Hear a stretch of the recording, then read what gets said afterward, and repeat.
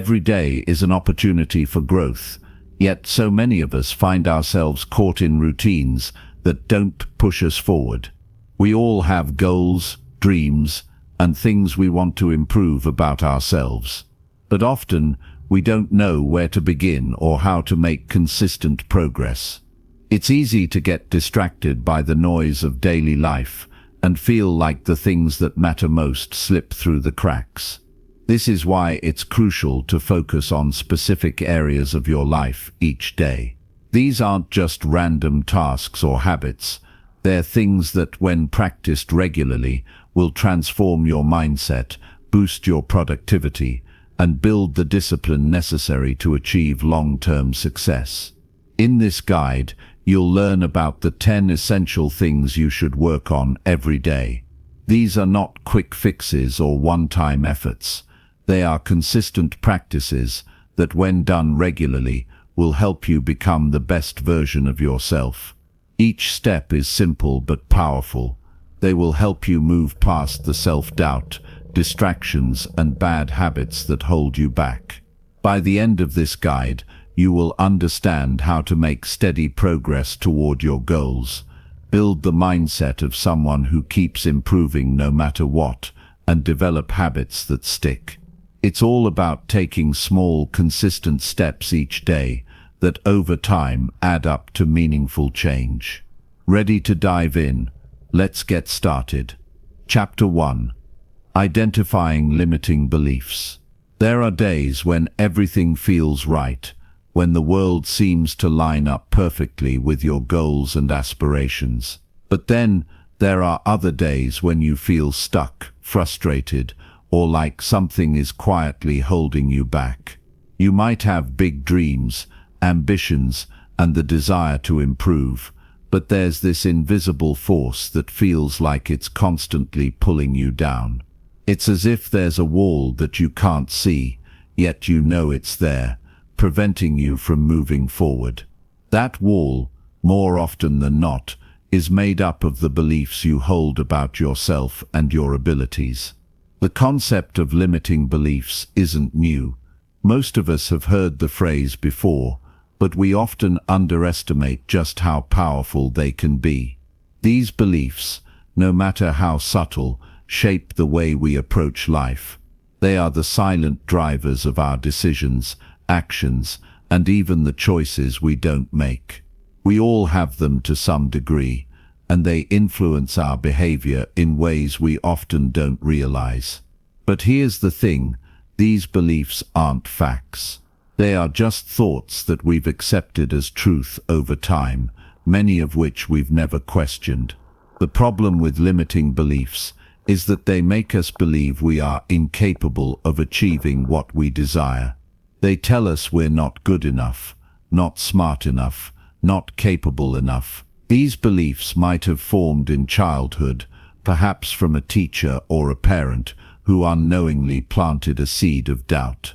Maybe it was a failure or rejection that led you to conclude that you weren't cut out for success. Over time, that seed grew, and now it seems like an undeniable part of who you are. But the truth is, limiting beliefs are just that, beliefs. They are not unchangeable facts of life. In fact, they are often based on distorted thinking, past experiences, or fears that no longer serve us. And if we want to make real progress, we need to identify and challenge these beliefs, one by one. It's a process that requires self-awareness and courage, but once you start questioning these beliefs, you'll begin to see a shift. You'll start realizing that the walls that seemed so tall were actually just illusions. Consider for a moment the belief that you aren't good enough. It's a common one. Many of us carry it with us in different forms, but if you take a step back, you'll realize that there's no universal standard for good enough. What does it even mean to be good enough? Is it some fixed point that once achieved, you'll suddenly become worthy of success, happiness, or fulfillment? The reality is that we are constantly evolving, constantly learning and growing. The idea of good enough is fluid, not fixed. Think about the first time you tried something new.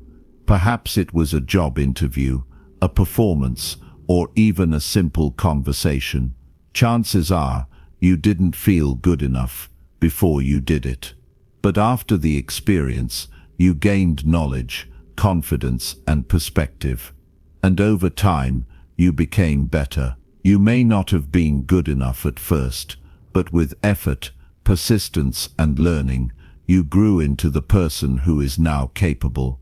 The belief that you're not good enough is simply a product of not having had enough practice or exposure to whatever you're trying to achieve. It's a belief that only holds power if you let it. The same goes for the belief that you don't deserve success or happiness. This is another belief that can limit you in ways you might not even realize. It's not uncommon for people to feel like they haven't earned their success or aren't worthy of their dreams. But the truth is, everyone deserves happiness, success, and fulfillment. You are not defined by your past mistakes, your failures, or the things that didn't work out. You are defined by the actions you take from this point forward. When you start to challenge these limiting beliefs, you might initially feel uncomfortable. It's normal. After all, you've carried these beliefs with you for years, even decades, and they've shaped the way you see the world.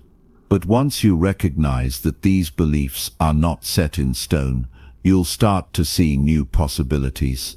You'll begin to understand that you can shape your own story, regardless of what your past tells you. But how do you begin the process of identifying and breaking free from these beliefs? The first step is simple: awareness. You can't change something if you don't know it's there. Pay attention to the thoughts you have when you face challenges. What do you say to yourself when things get tough? When you don't get the results you want, how do you react? Are you quick to blame yourself, to think, "I'm just not good enough," or "this isn't meant for me"?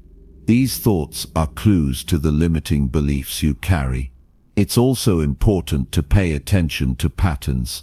If you've tried to achieve something multiple times and consistently fall short, it's easy to start believing that you'll never succeed. But these patterns don't mean you're destined to fail. They simply reflect your current mindset. If you can change your mindset, the pattern will change. The next step is to challenge those beliefs. Once you identify them, question their validity. Ask yourself, is this belief true? Where's the evidence? Take a good look at your past experiences and see if they support or contradict the belief. If you believe you're bad with money, think about times when you've managed money well. Maybe you've saved for a big purchase, or maybe you've been able to make smart financial decisions in the past. Those moments prove that you're not inherently bad with money. They just show that you can improve with practice and focus. It's also helpful to reframe the belief. Instead of telling yourself, "I'm terrible with money," reframe it to, "I'm still learning how to manage my finances, but I'm getting better every day." This simple shift in perspective can make a huge difference. You stop seeing yourself as bad or incapable and start seeing yourself as someone who is on a journey of growth. But perhaps the most powerful way to break free from limiting beliefs is through action. You have to take small steps, even if it's uncomfortable at first. If you believe that you're not good enough to pursue a new career, start by researching the field. Read books, talk to people who are in that field, and take courses. The more you expose yourself to new opportunities, the more you'll see that you're capable of learning and growing. The belief that you're not good enough will gradually fade as you prove to yourself that you can take action, learn, and succeed. This is where the real magic happens. The more you act despite your fears and doubts, the more you realize that you are not defined by your beliefs. You are defined by the actions you take, by your willingness to challenge what's been holding you back. The key to getting better every single day is not just about improving your skills or achieving your goals. It's about changing the way you think, about questioning the beliefs that limit you. The moment you realize that you are not bound by your past or your self-imposed limits, you unlock a new level of potential. And once you start to see that, everything begins to change. The journey to overcoming limiting beliefs isn't always easy, but it is absolutely worth it. Each time you break free from a belief that has held you back, you take a step closer to becoming the person you've always wanted to be. You start to live with purpose, with confidence, and with the belief that you are capable of achieving anything you set your mind to. As you move forward, remember that you are not your beliefs.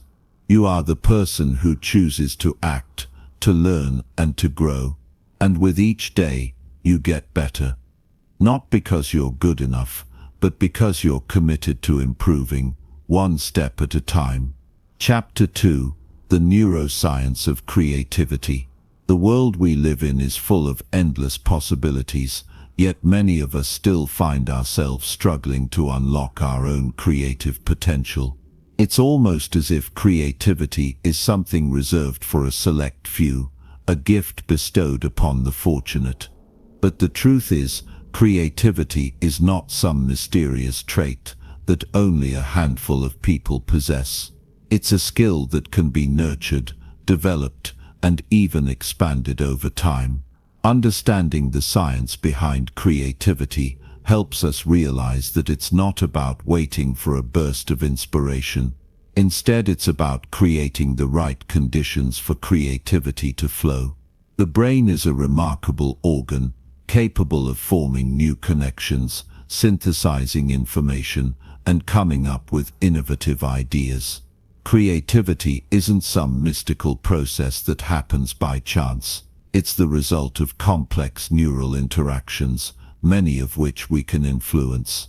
Every time you make a new connection, solve a problem in a novel way, or come up with a fresh idea, your brain is actively rewiring itself. This is called neuroplasticity, and it means your brain can adapt, grow, and change based on the experiences you give it. Understanding how your brain functions when it's in a creative state is the first step in unlocking your creative potential. The brain doesn't work in a linear step-by-step fashion. It's constantly taking in information, filtering it, and making connections. Creativity occurs when you take seemingly unrelated ideas or experiences and combine them in a new way.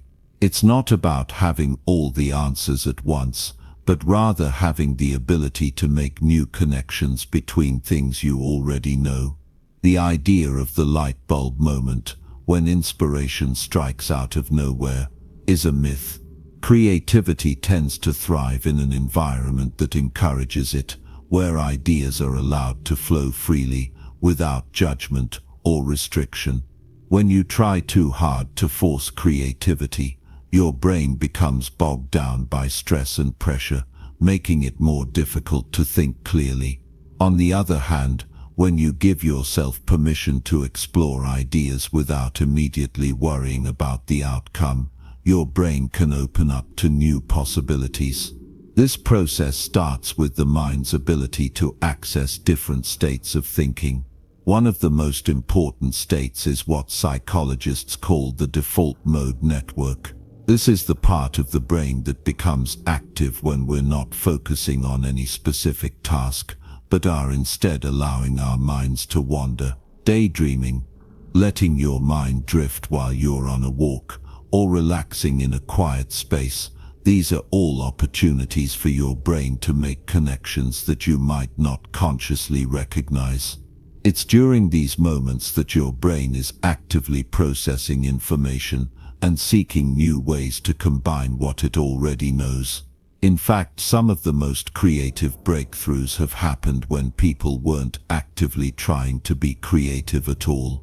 Another important aspect of creativity is the ability to take risks and embrace failure. Too often, we shy away from trying something new because we fear failure. We worry about looking foolish or making mistakes, and that fear prevents us from taking action. But the reality is, failure is an essential part of the creative process.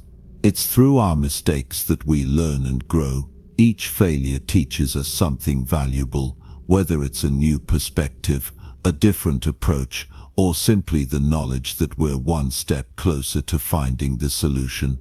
Creativity doesn't come from getting everything right on the first try. It's about experimenting, learning, and iterating. One of the most powerful tools in unlocking creativity is the ability to shift your mindset. If you see creativity as something rare and unattainable, you'll constantly struggle to tap into it.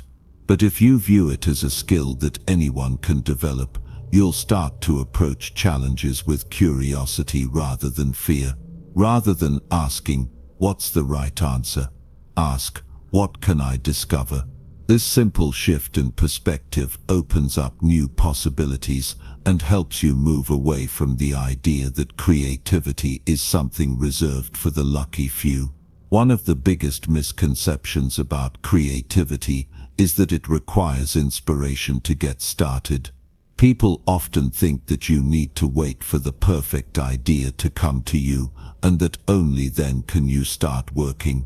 But the truth is, creativity is a process, not a moment of inspiration. The key is to build momentum. Start with a small idea, no matter how insignificant it might seem. Often, the act of starting is the hardest part. Once you begin, your brain will naturally start to build on what you've already done, and the creative process will take shape. The more you practice, the easier it becomes to access your creative potential. This is where consistency becomes important. Just like any skill, creativity gets better the more you practice it. Set aside time each day to engage in creative activities, even if you don't feel like it. Some of the most creative breakthroughs happen when you least expect them. Maybe it's in the shower, on a long walk, or just sitting quietly with your thoughts. The point is to create space for creativity to show up. The key to nurturing creativity is also to feed your brain with new experiences and information. The more diverse your experiences, the more connections your brain can make. Read books, explore new hobbies, travel, talk to people with different perspectives, do anything that expands your mind. Creativity thrives on diversity. When your brain is exposed to new and varied information, it can combine those experiences in unexpected ways. You might also find that working within constraints can enhance your creativity. Having too many choices or an overwhelming sense of possibility can actually stifle creative thinking. On the other hand, working with a specific challenge or a set of limitations can force your brain to think more innovatively. This is why certain creative exercises, like brainstorming within a set of rules or creating something out of limited materials, can help trigger new ideas. The boundaries don't limit creativity, they actually fuel it. Collaboration is another powerful tool for sparking creativity. When you share ideas with others, you open yourself up to new perspectives and fresh approaches.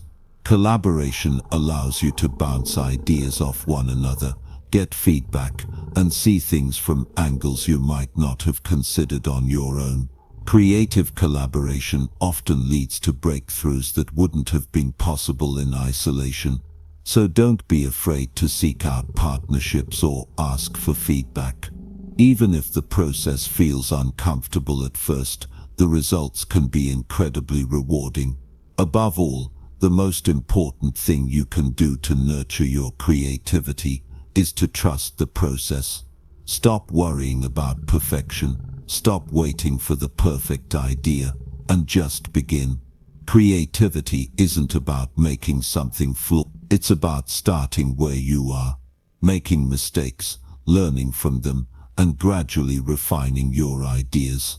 With each step forward, your creativity will grow, and as it does, you'll find yourself more open to new ideas, more willing to take risks, and more confident in your ability to create something unique.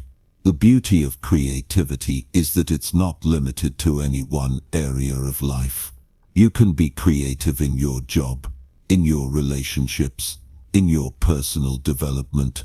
Creativity is not about being an artist.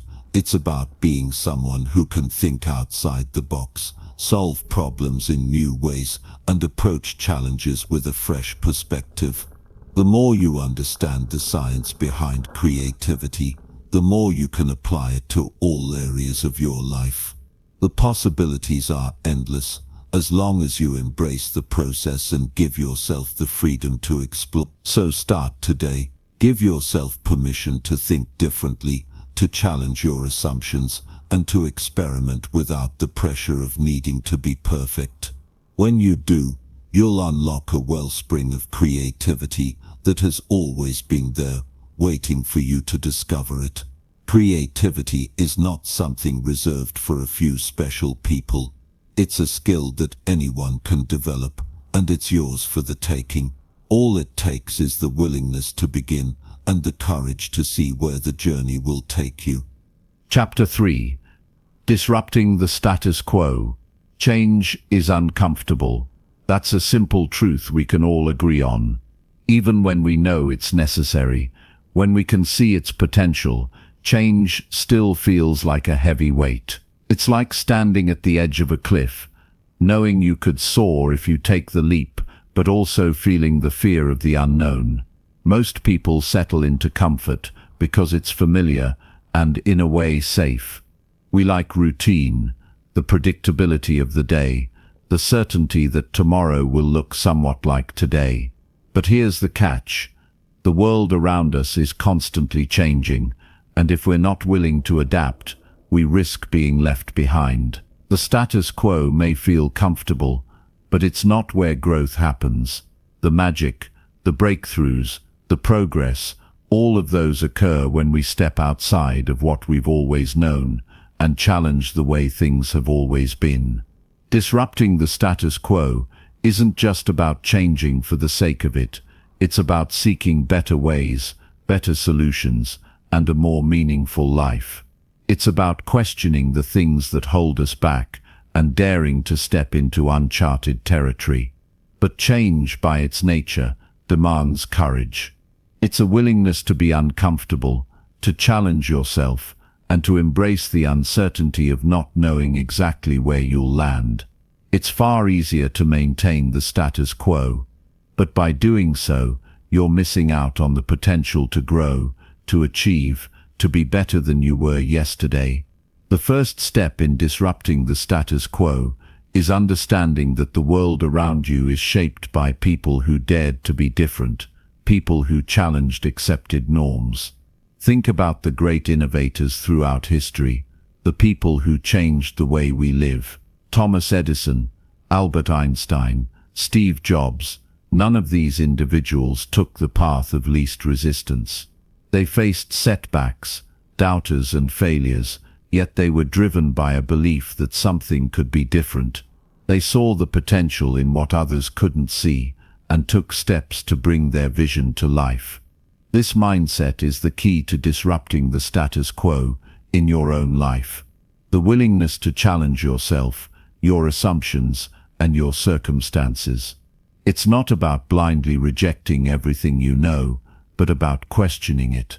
Ask yourself, is there a better way to do this? Is there something I could try that would push me further?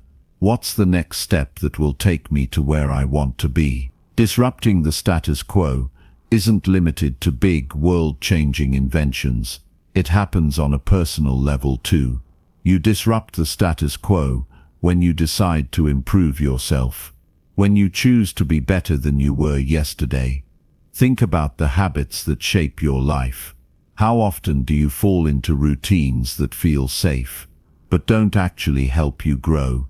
The habit of procrastination, the habit of avoiding challenges, the habit of staying comfortable in a job or relationship that doesn't serve you, these are all ways in which the status quo keeps you stagnant.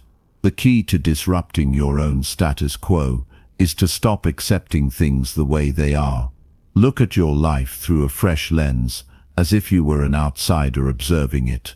Ask yourself, what could I do today that would push me toward a better version of myself?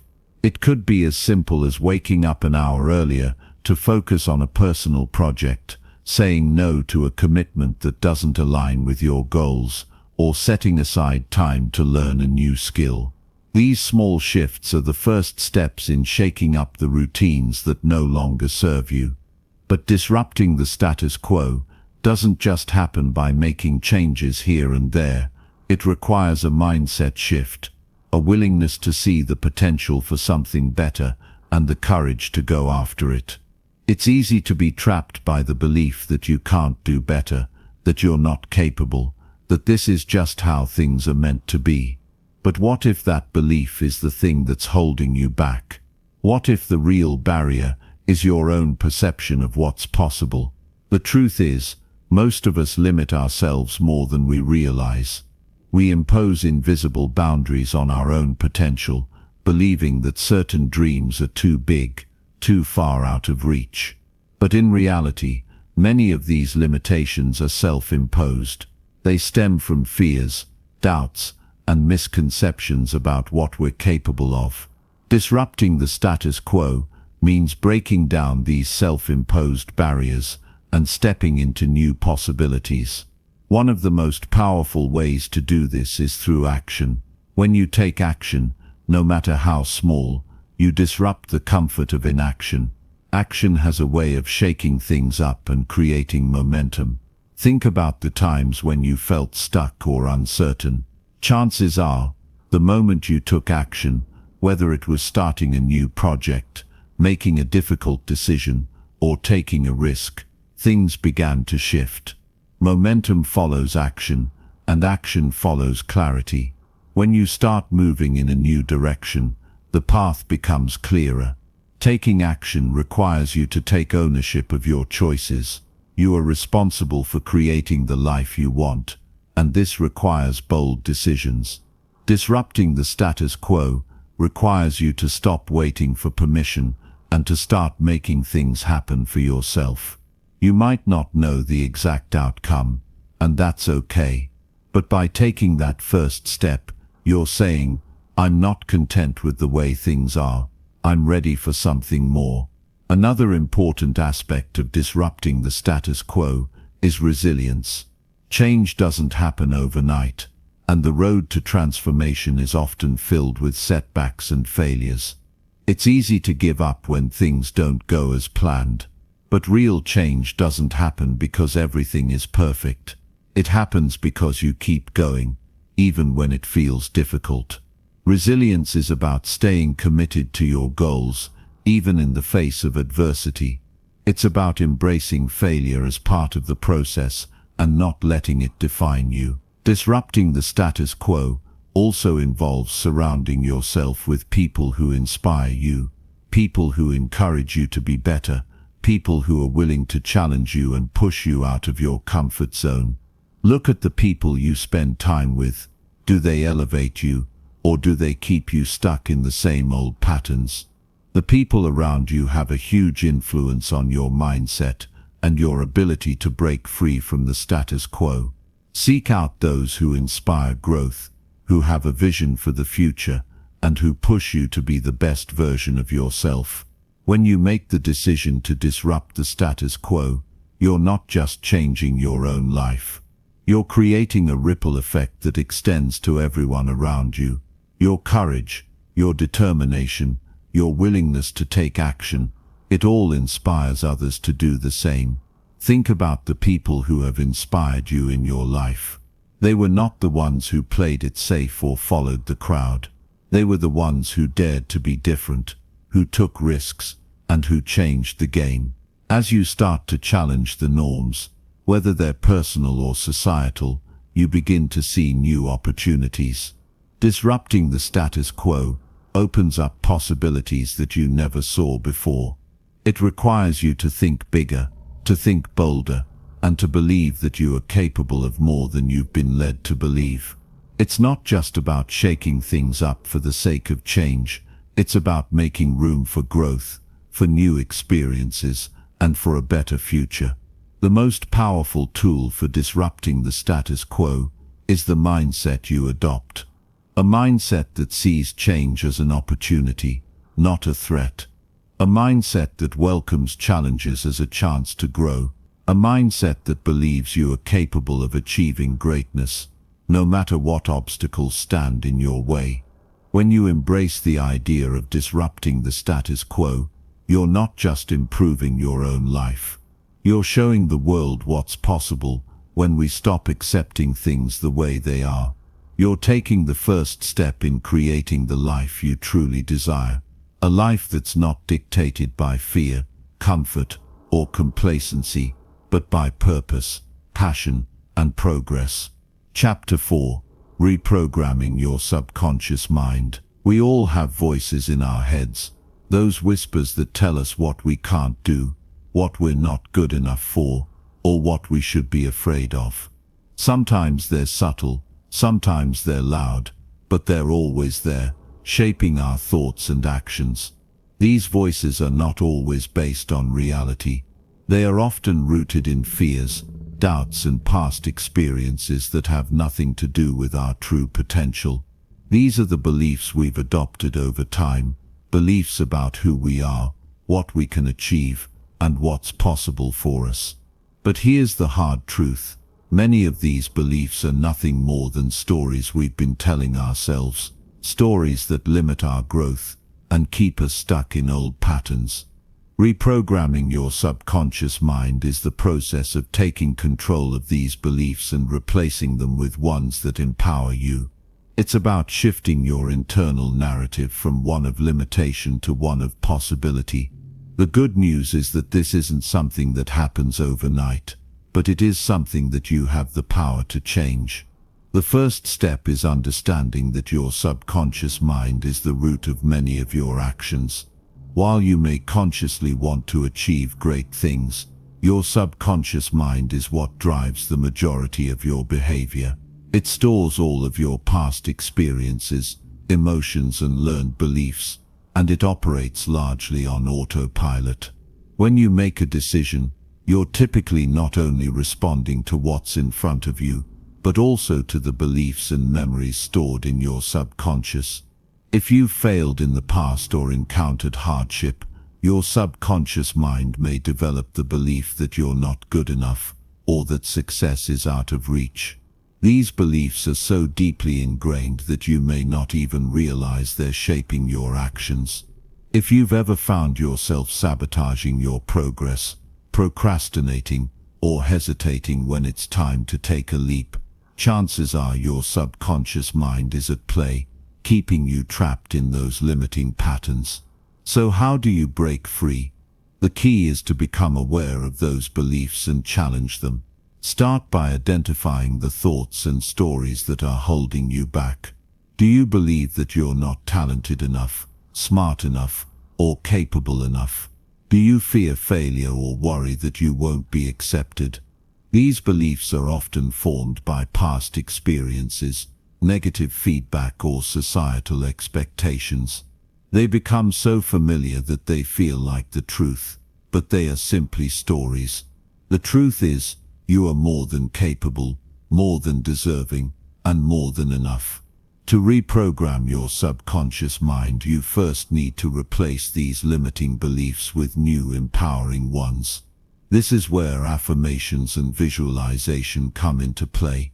Affirmations are positive statements that you repeat to yourself regularly.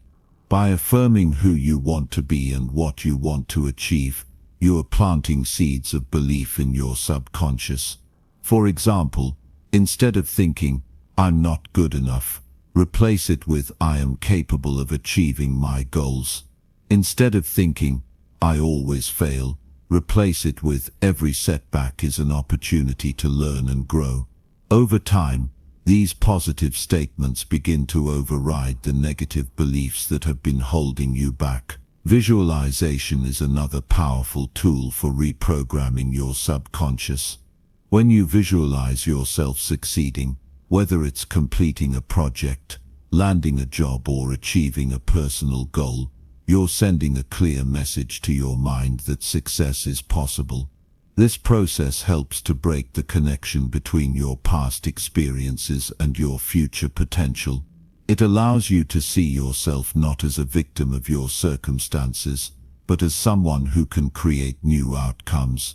The more vividly you imagine yourself succeeding, the more your subconscious mind begins to accept it as a reality. One of the biggest challenges in reprogramming your subconscious mind is overcoming resistance. The subconscious doesn't like change. It's comfortable with the familiar, even if that familiar thing is holding you back.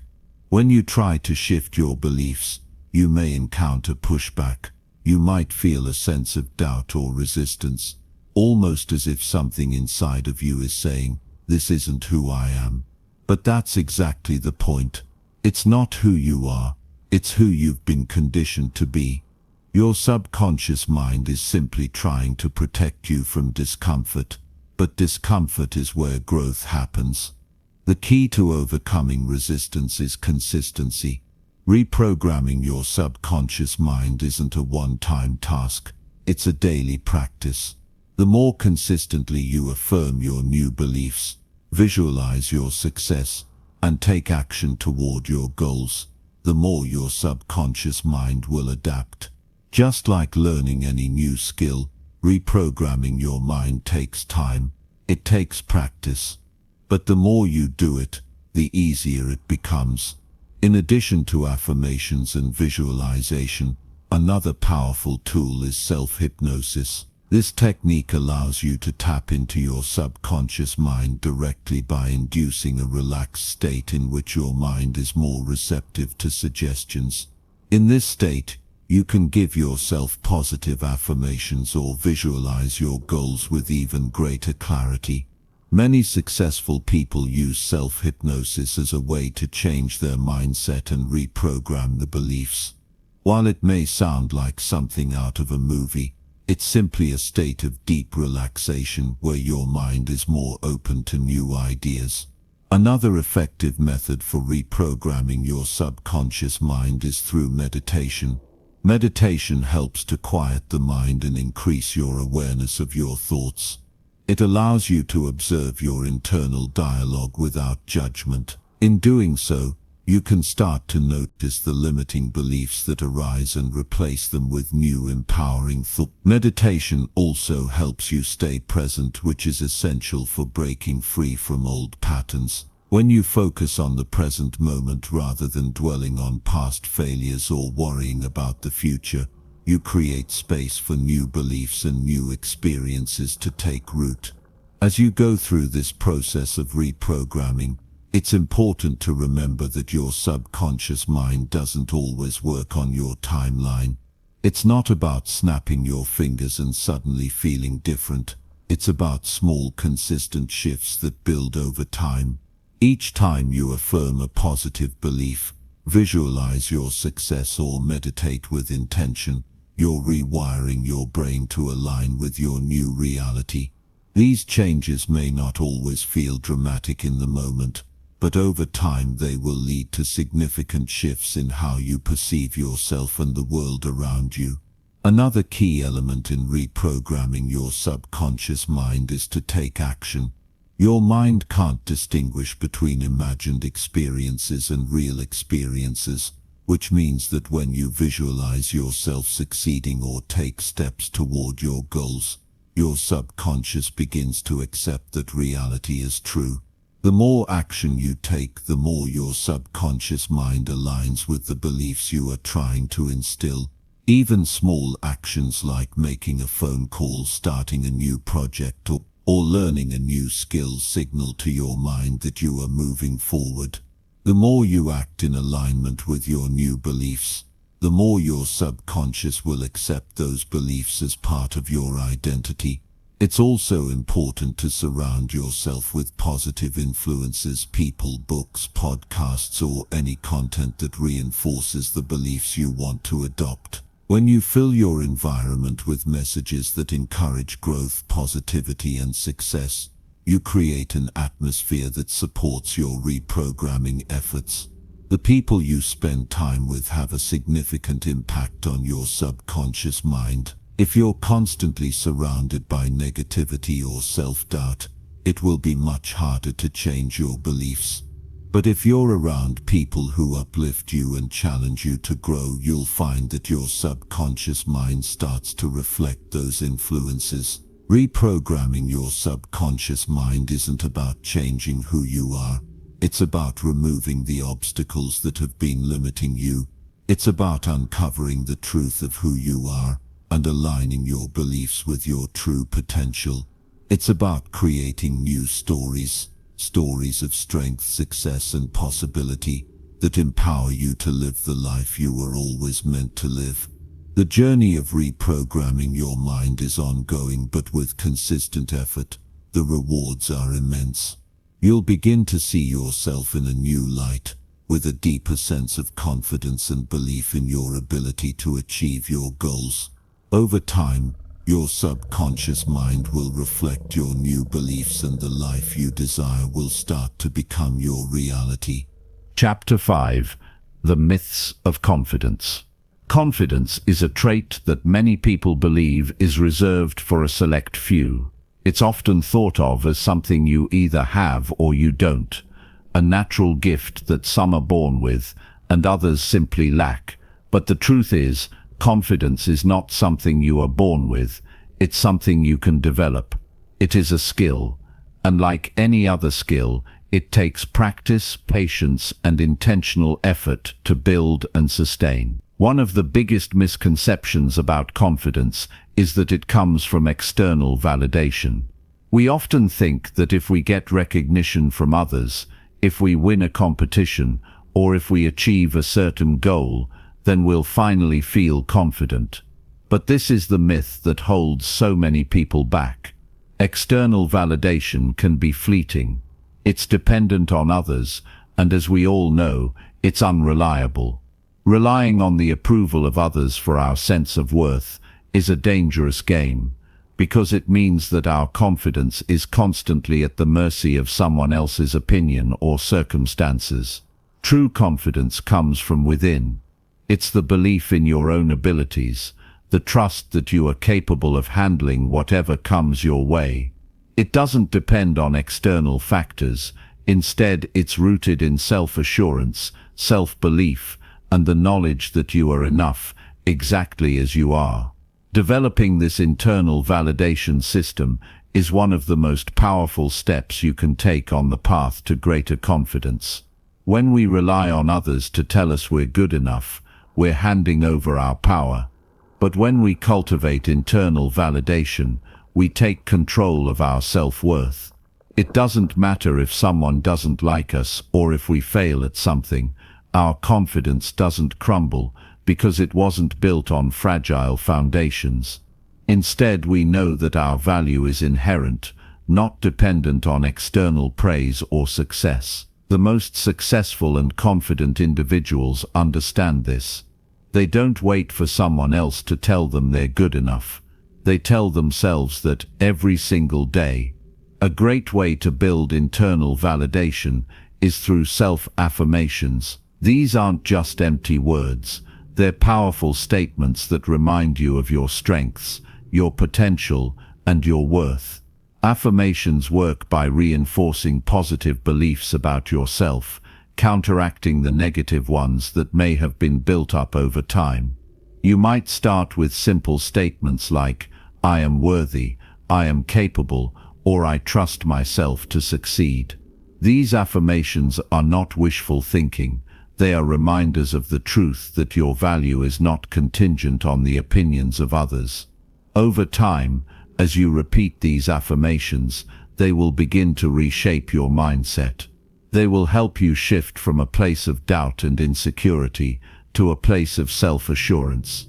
It's important to remember that the process of building confidence is gradual. It won't happen overnight. But with consistency, you'll notice a shift. The more you affirm your worth, the more you start to believe it. You begin to recognize your own strength and capabilities, and that recognition becomes the foundation of your confidence. Another way to build internal validation is by setting and achieving small goals. Confidence is built through competence. When we achieve something, no matter how small, we prove to ourselves that we are capable. Each small victory, no matter how insignificant it may seem, reinforces the belief that we can handle more, that we are capable of succeeding. It's important to celebrate these small wins because they lay the groundwork for larger successes. The more you accomplish, the more you build evidence that you can do hard things. This evidence, over time, becomes the foundation of your confidence. It's also essential to embrace the inevitable setbacks and failures that come with any journey.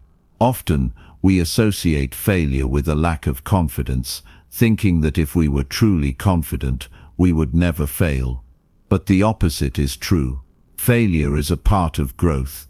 It's a necessary step on the road to success. The most confident people are not the ones who never fail.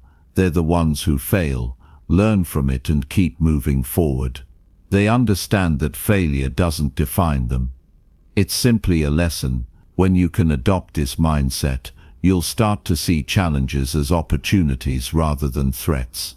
You'll stop fearing failure and start seeing it as a chance to grow, improve, and become stronger. One of the most effective ways to build your internal validation system is through self-reflection. At the end of each day, take a moment to reflect on what you did well. What are the things that you accomplished, no matter how small? What strengths did you demonstrate? By reflecting on your successes and strengths, you reinforce your belief in yourself. You remind yourself that you are capable, that you are worthy of success, and that you are constantly improving. This daily habit of self-reflection helps you stay grounded in your value, regardless of external circumstances. It's also important to surround yourself with people who encourage and support your growth. While external validation should not be the cornerstone of your confidence, having a positive and supportive environment can make a big difference. Surround yourself with people who believe in you, who uplift you, and who challenge you to be your best. These people will reinforce your internal validation and help you stay motivated, especially on the days when you doubt yourself. They will remind you of your worth when you forget. But remember, their validation should complement, not replace, your own. Building confidence is not about being perfect. It's about embracing your imperfections and recognizing that they don't diminish your value. No one is perfect, and no one has it all together all the time. Confidence comes from being comfortable with who you are, flaws and all. It's about accepting yourself fully, knowing that your imperfections are a part of what makes you human, and choosing to move forward anyway. One of the most transformative things you can do for your confidence is to stop comparing yourself to others. Comparison is the thief of joy, and it's also the thief of confidence. When you compare yourself to others, you're essentially telling yourself that your value is based on someone else's success, appearance, or achievements. But your worth is not tied to anyone else. You are unique, with your own strengths, talents, and path. Comparing yourself to others only diminishes your own confidence and steals your focus. Instead of comparing, focus on your own journey, your own growth, and your own progress. Celebrate your wins, no matter how small they may seem, and keep moving forward with your own vision in mind. Confidence is a practice. It's something you develop over time by challenging yourself, embracing failure, affirming your worth, and recognizing your strengths. It's about shifting your mindset from one of self-doubt to one of self-assurance, from relying on external validation to building a foundation of internal belief. By cultivating this internal validation system, you will create an unshakable confidence that doesn't depend on anyone else's approval. And when you have that internal confidence, nothing can stop you from achieving your goals and becoming the person you're meant to be. Chapter 6. Building your internal validation system. We often look outside ourselves for the validation we crave. We seek approval from friends, family, co-workers, and even strangers. We think that if we can just hear the words we long for, "You're doing great," "You're talented," "You're enough," then we'll finally feel the sense of worth and confidence we desire. The truth is, no amount of external praise can make us feel truly validated unless we first learn how to validate ourselves. When we rely on others for validation, we give away our power. We let someone else's opinions shape how we feel about ourselves. If they're pleased with us, we feel good. If they're critical or indifferent, our self-worth takes a hit. It's a constant roller coaster, and the highs are often fleeting, while the lows feel crushing. But true inner confidence isn't built on external sources. It comes from learning to validate ourselves from the inside out. Self-validation means giving yourself permission to believe in your own worth, regardless of what others think or say. It's recognizing your value, your abilities, and your potential without waiting for someone else to tell you that you are worthy. When you learn to validate yourself, you create a solid foundation of self-respect and confidence that no one can take away. Building an internal validation system is about shifting your mindset and recognizing that you don't need anyone else's approval to know that you are enough. It's about developing a deep sense of self-awareness and self-compassion, and it starts with understanding that you are worthy simply because you exist. It's not about being perfect, and it's certainly not about meeting someone else's expectations. It's about embracing who you are, flaws and all, and giving yourself credit for the progress you make every day. A good first step in developing your own validation system is to start practicing self-compassion. We are often our harshest critics, focusing on our mistakes and shortcomings rather than acknowledging our strengths and successes. If you've ever made a mistake and beat yourself up over it, you know how easy it is to fall into a cycle of self-doubt and self-criticism. But self-compassion asks you to treat yourself with the same kindness and understanding that you would offer a friend. When you make a mistake, instead of berating yourself, remind yourself that you are human, and all humans make mistakes. Mistakes don't define you, they are simply opportunities for growth and learning. When you practice self-compassion, you create space for yourself to fail, learn and keep moving forward without the burden of self-judgment. This practice not only helps you feel better about yourself, but it also builds your resilience, making it easier to bounce back from setbacks. Another powerful tool for building internal validation is self-reflection. Each day, take a moment to reflect on your actions, thoughts and feelings. Ask yourself, what did I do well today? What challenges did I face, and how did I handle them? This practice helps you become more aware of your strengths and the progress you're making, no matter how small it may seem. Instead of focusing on what you didn't do or where you fell short, reflect on what you did right. Celebrate those moments and acknowledge the growth that's happening inside you. You might also find it helpful to keep a journal where you write down your achievements, both big and small. This can be a great way to track your progress and remind yourself of all the things you've accomplished. On days when you feel down or uncertain, look back at your journal, Reading through your successes will help you realize just how far you've come, and it will give you the motivation to keep going. Over time, you'll begin to see a pattern of growth and resilience, and that will reinforce your belief in your own abilities.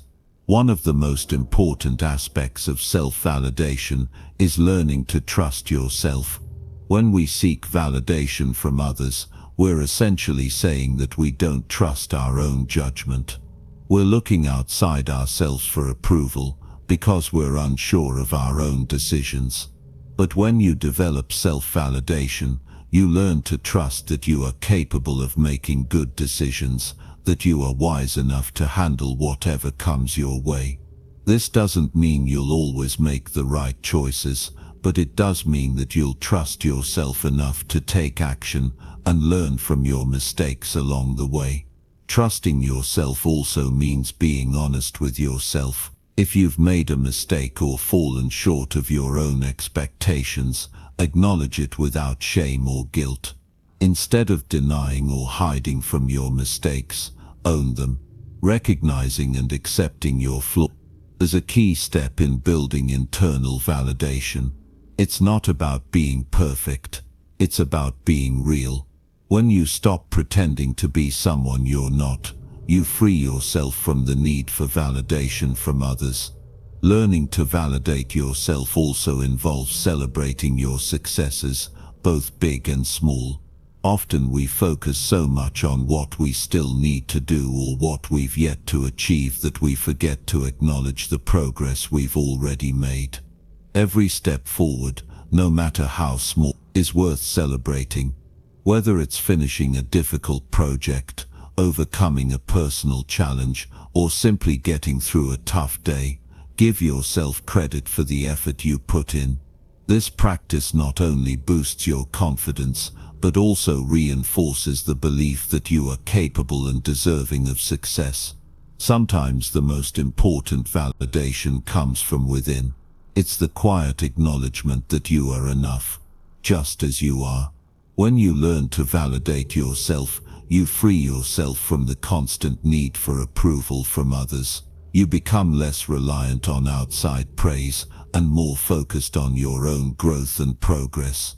This shift in mindset is transformative because it puts you in control of your self-worth. It's important to remember that self-validation doesn't mean becoming arrogant or self-centered. It's not about thinking you're better than others or seeking constant praise. Rather, it's about recognizing your own worth and acknowledging the value you bring to the world. It's about standing tall in your own truth and knowing that you don't need anyone else's permission to feel good about who you are. When you start validating yourself, you begin to see the world differently. You no longer depend on the opinions of others to define who you are. Instead, you become the authority on your own life. You know what you're capable of, and you trust yourself to make the right decisions. You stop seeking approval and start seeking growth. And in doing so, you create a foundation of confidence and self-worth that will carry you through any challenge life throws your way. By building a system of self-validation, you become more resilient, more confident, and more capable of facing life's challenges with grace. You'll find that you're less affected by the opinions of others and more focused on your own growth and progress.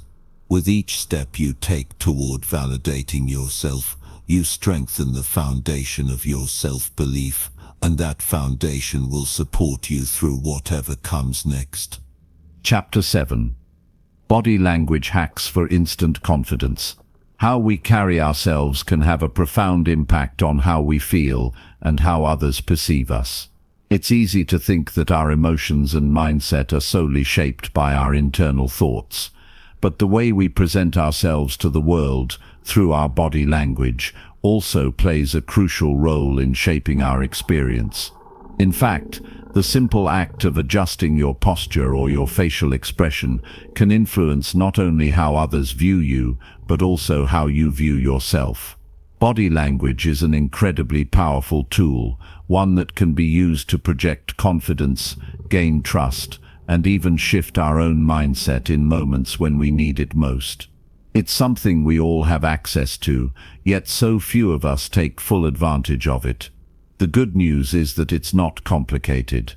You don't need years of training or professional expertise to master the art of body language. With just a few simple adjustments, you can start to feel more confident, more in control, and more empowered in your day-to-day life. Think about the last time you were in a room full of people. What did your body language say about you? If you were slouched in your chair, arms crossed, avoiding eye contact, you probably felt small, insecure, or even invisible. On the other hand, if you stood tall, shoulders back, and made eye contact, you likely felt more assertive, capable, and ready to take on the world. These subtle shifts in posture and demeanor can have a major effect on how we feel about ourselves and how others react to us. It's like the body is sending a signal to the mind, telling it how to feel.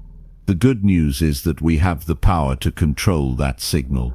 If you want to feel more confident in any situation, you can begin by simply adjusting your posture.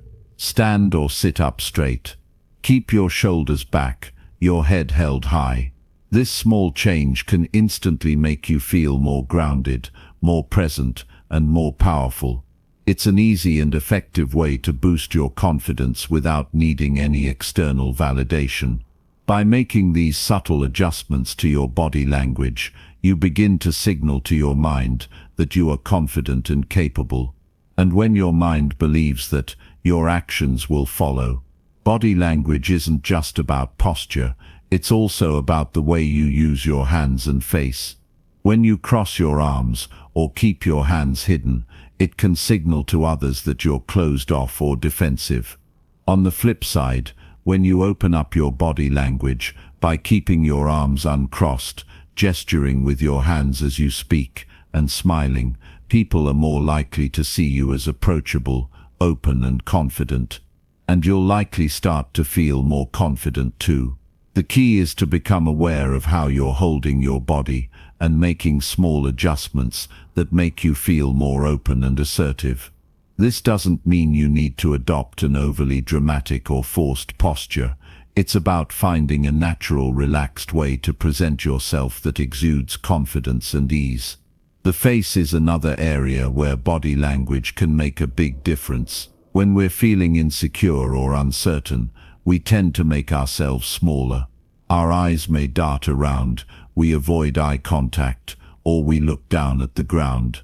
These subtle signals can convey to others that we lack confidence or are unsure of ourselves. But when we maintain eye contact, smile and hold our head high, we project a sense of assurance and trustworthiness. A simple smile can make a world of difference, not only in how others perceive you but also in how you feel about yourself. Smiling sends a message to your brain that you are happy, relaxed and confident, even if you don't fully feel that way yet. It's one of the easiest ways to boost your mood and create a sense of confidence, and it's something you can do in any situation. Now, think about how these changes in body language can be applied to everyday situations. If you're walking into a meeting or a social event where you may feel nervous, try to focus on how you're holding your body. Stand tall, take slow, deliberate steps, and make eye contact with the people around you. By doing this, you immediately shift your mindset from one of self-doubt to one of self-assurance. You might still feel a little nervous on the inside, but your body language will tell a different story. And over time, you'll notice that when you hold yourself in a confident manner, your feelings of nervousness tend to fade. It's also worth mentioning that body language isn't just for external interactions. It can affect how we feel about ourselves internally. When you change your posture, you change how your mind and body interact. When you adopt a posture of confidence, you send a message to your brain that you are capable, that you are in control. Even when you're feeling unsure, If you stand or sit in a way that exudes confidence, you begin to feel more in control of the situation. It's a simple yet powerful shift that can have a significant impact on your mindset and emotional state. One of the most well-known techniques for using body language to improve confidence is known as the power pose. The concept behind this idea is that adopting expansive, open body postures, like standing with your feet shoulder-width apart, your hands on your hips, and your chest lifted, can actually boost your confidence levels and make you feel more powerful. Studies have shown that power poses can increase levels of testosterone, the hormone associated with dominance and power, and decrease levels of cortisol, the stress hormone, making you feel more confident and less anxious. While this might sound like a small change, it has been shown to influence how we feel in a major way. By taking a moment to assume a power pose before a big presentation or stressful situation, you can prepare yourself mentally and physically to tackle whatever comes your way. Another way to use body language to your advantage is through mirroring. Mirroring is the act of subtly mimicking the body language of the person you're interacting with. This creates a sense of connection and rapport, making the other person feel more comfortable and understood. In turn, this can make you feel more confident in the interaction. The key here is to mirror the other person's movements and gestures in a natural, relaxed way. For example, if they lean forward, you can lean forward slightly too. If they smile, you can smile in return.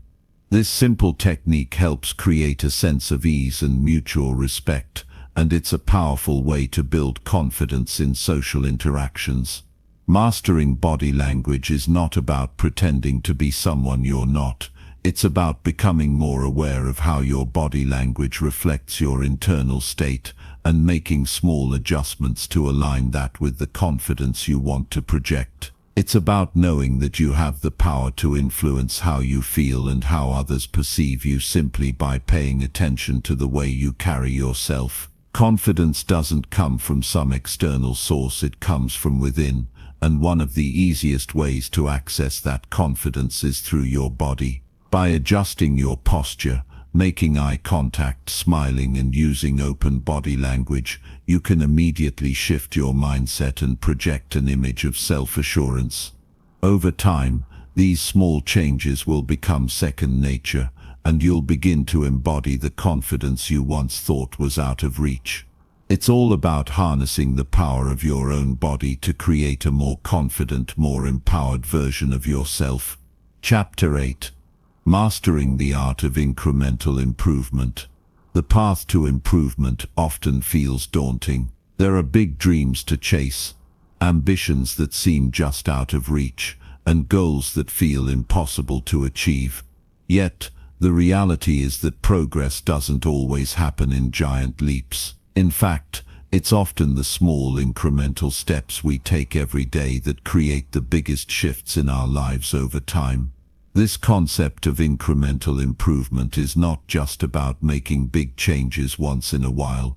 It's about focusing on small, consistent actions that add up over time. Instead of trying to transform yourself all at once, the key is to focus on one small improvement today. The next day, do the same. And over time, these small changes begin to compound, creating a momentum that propels you toward your larger goals. Imagine a large mountain. The idea of climbing it might seem overwhelming at first, but if you break it down into smaller, manageable steps, one foot in front of the other, you'll eventually find yourself at the summit.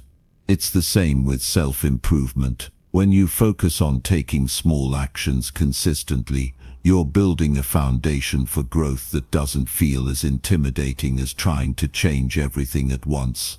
The beauty of incremental improvement is that it's sustainable. Rather than attempting to make radical changes that are hard to maintain, small daily improvements are much more manageable. Whether it's reading a chapter of a book each day, committing to a 10-minute walk, or making small tweaks to your daily routine, these actions don't require massive effort, but their cumulative effect over time is profound. One of the most powerful elements of this approach is that it works regardless of where you start. If you're just beginning your journey of self-improvement, you don't have to make big dramatic changes right away. Start with small, consistent actions. Focus on one aspect of your life, improve it slightly each day, and watch how it grows. Whether that's enhancing your physical health, boosting your mental clarity, or fostering stronger relationships, every tiny action contributes to the bigger picture. For example, say you want to improve your fitness, but are intimidated by the idea of hitting the gym for an hour every day. Instead of trying to jump into an intense fitness routine, start with just 5 minutes of stretching or a short walk each day. You're not aiming to see massive results overnight, but the key is to show up every single day. Over time, those 5 minutes will turn into 10, then 20, and before you know it, your consistency will build a routine that becomes second nature. Small improvements are not just for tangible goals like fitness or career success. They can also work wonders in your mindset and mental health. For example, you can begin by practicing gratitude each day. Instead of focusing on the negative, start with the small act of writing down one thing you're thankful for. At first this might feel forced, but with consistency, your brain will begin to recognize more positive things, shifting your overall mindset. Day by day, you'll find yourself more optimistic and better equipped to handle challenges.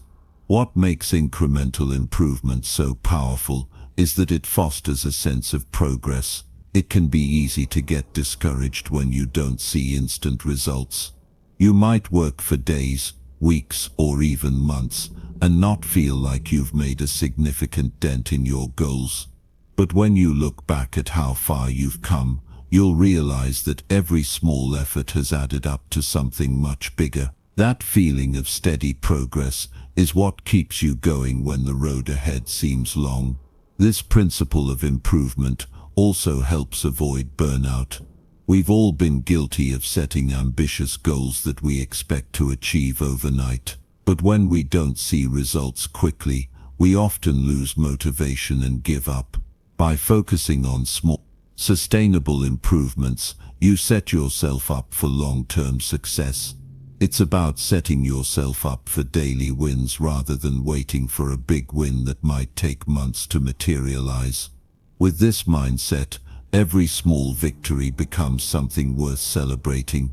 An important aspect of this process is learning to measure your progress, not by how far you have to go, but by how far you've come. Progress isn't always linear, and some days will be harder than others. But if you're committed to showing up every day, even when it's difficult, you'll find that incremental improvements will lead to consistent growth. Tracking your progress helps you stay motivated and focused on the long-term outcome, instead of getting bogged down by short-term setbacks.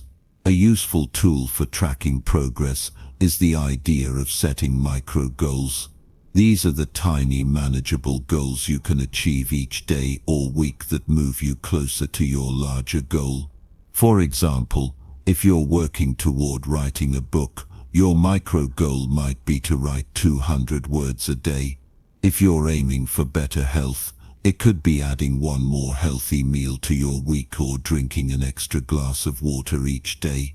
The key is that these goals are achievable, realistic, and small enough that they don't overwhelm you. The beauty of micro goals is that they give you the flexibility to stay consistent while also making room for real-life circumstances. Life isn't always perfect, and you may not always have the time or energy to accomplish everything you planned. But when your goals are small and realistic, it's easier to pick yourself back up after a tough day and continue moving forward. It removes the pressure of needing to be perfect every time, and instead, it encourages progress without guilt. What's more, the practice of small improvements is not just about what you can achieve, but how it changes you as a person. When you commit to incremental improvement, you develop the habit of perseverance. You learn to show up every day, even when you don't feel like it. Over time, this mindset of steady progress becomes part of your identity. Instead of seeing yourself as someone who struggles to stay motivated or achieves goals only occasionally, you become someone who is consistently improving, no matter how small the steps may be. When you commit to the process of incremental improvement, you also become more adaptable. Life will always present challenges and obstacles, but by focusing on small, manageable steps, you become better equipped to navigate those challenges. You learn to adjust your goals, adapt your strategies, and keep moving forward, even when the path isn't straight. With each day, you gain more resilience and confidence in your ability to handle whatever comes your way. It's not the huge breakthroughs or dramatic moments that lead to lasting success. It's the small, consistent actions that compound over time. Whether it's a tiny improvement in your physical health, a slight shift in your mindset, or a small step toward your larger goal, those little efforts are what create the big changes you desire. By embracing the idea of incremental improvement, you set yourself up for long-term success, allowing you to achieve the things you once thought were impossible. Each day becomes an opportunity to grow, to improve, and to get better, step by step.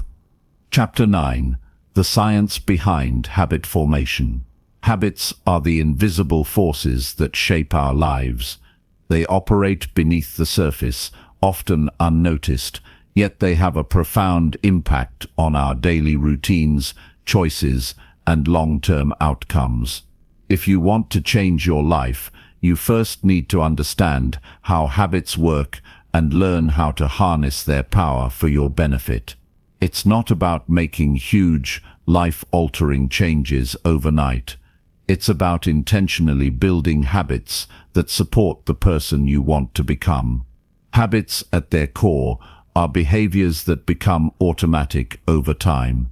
Think about the things you do every day without even thinking about them: brushing your teeth, checking your phone, drinking a cup of coffee in the morning. These actions, though simple, are deeply ingrained in your daily routine.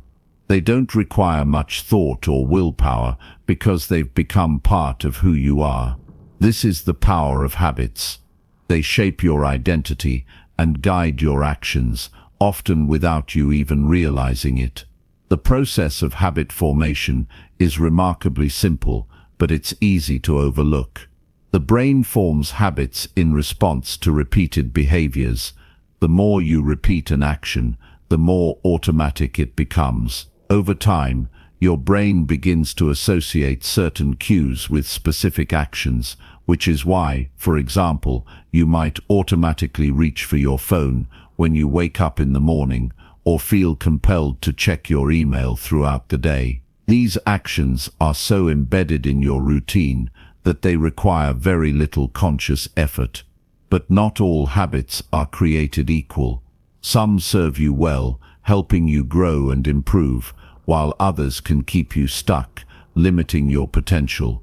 The key to mastering habits lies in recognizing which ones are working for you and which ones are working against you. This awareness is the first step in taking control of your habits and transforming them into positive, life-changing routines. A powerful way to start building positive habits is to begin small. Trying to change everything at once can be overwhelming and counterproductive. Instead, focus on one habit at a time. Choose something simple, something that feels achievable, and commit to doing it every day. It might be something like drinking a glass of water first thing in the morning, journaling for 5 minutes before bed, or spending 10 minutes each day reading a book. The key is to pick a habit that's small enough to stick with, but impactful enough to make a difference in your life. As you begin to build these small habits, it's important to track your progress. Monitoring your habits helps keep you accountable and allows you to see the improvements you're making, even if they seem small at first. Use a habit tracker or a journal to mark off each day you successfully complete your habit. This simple act of tracking can be incredibly motivating and reinforce the behavior, making it easier to continue. One of the most common reasons people fail to stick with new habits is because they try to do too much, too soon. It's easy to get excited about self-improvement and think that in order to succeed, you need to make huge changes. But the truth is, small, consistent actions are far more effective than drastic, short-term efforts. When you focus on building one small habit at a time, you allow your brain to adapt and create new neural pathways. Over time, these small habits will compound, leading to big changes in your life. Another critical aspect of habit formation is consistency. It's not enough to simply do something once or twice and expect it to stick. For a habit to truly take root, you need to repeat it consistently over time. Studies show that it takes, on average, around 66 days for a new behavior to become automatic. This means that in the beginning, it may feel awkward or forced, but if you stick with it, it will eventually become second nature. The key is to stay committed, even when it feels challenging or when progress seems slow. The environment you create for yourself also plays a significant role in habit formation. Our surroundings have a huge influence on our behaviors, often in ways we don't even realize. If you want to make a positive habit easier to stick with, set up your environment to support that behavior. For example, if you want to eat healthier, keep healthy snacks readily available and remove temptations from your kitchen. If you want to exercise in the morning, lay out your workout clothes the night before so you're ready to go. The more you make your environment work for you, the easier it will be to form and maintain your desired habits. As you start to build new habits, it's also important to be patient with yourself. The process of habit formation is not always linear. Some days you might miss a habit or struggle to stay consistent. This is normal. What matters is that you don't give up. It's about progress, not perfection. When you slip up, don't beat yourself up. Instead, reflect on what happened and use it as an opportunity to learn and adjust. Remember, the goal is to keep going, even when things don't go perfectly. The more you practice, the easier it will get. One of the most powerful ways to reinforce a habit is by pairing it with something you already do. This technique is called habit stacking. For example, if you already have a habit of making coffee every morning, you can stack a new habit on top of it. Maybe you decide that while your coffee is brewing, you'll spend 5 minutes doing a quick stretch or reading an inspirational quote. By linking a new habit with an existing one, you create a natural trigger that makes it easier to remember and follow through. Over time, as you build more habits and reinforce the ones you've already established, you'll start to notice significant changes in your life. These small daily actions may seem insignificant in the moment, but when compounded over time, they can lead to massive transformation.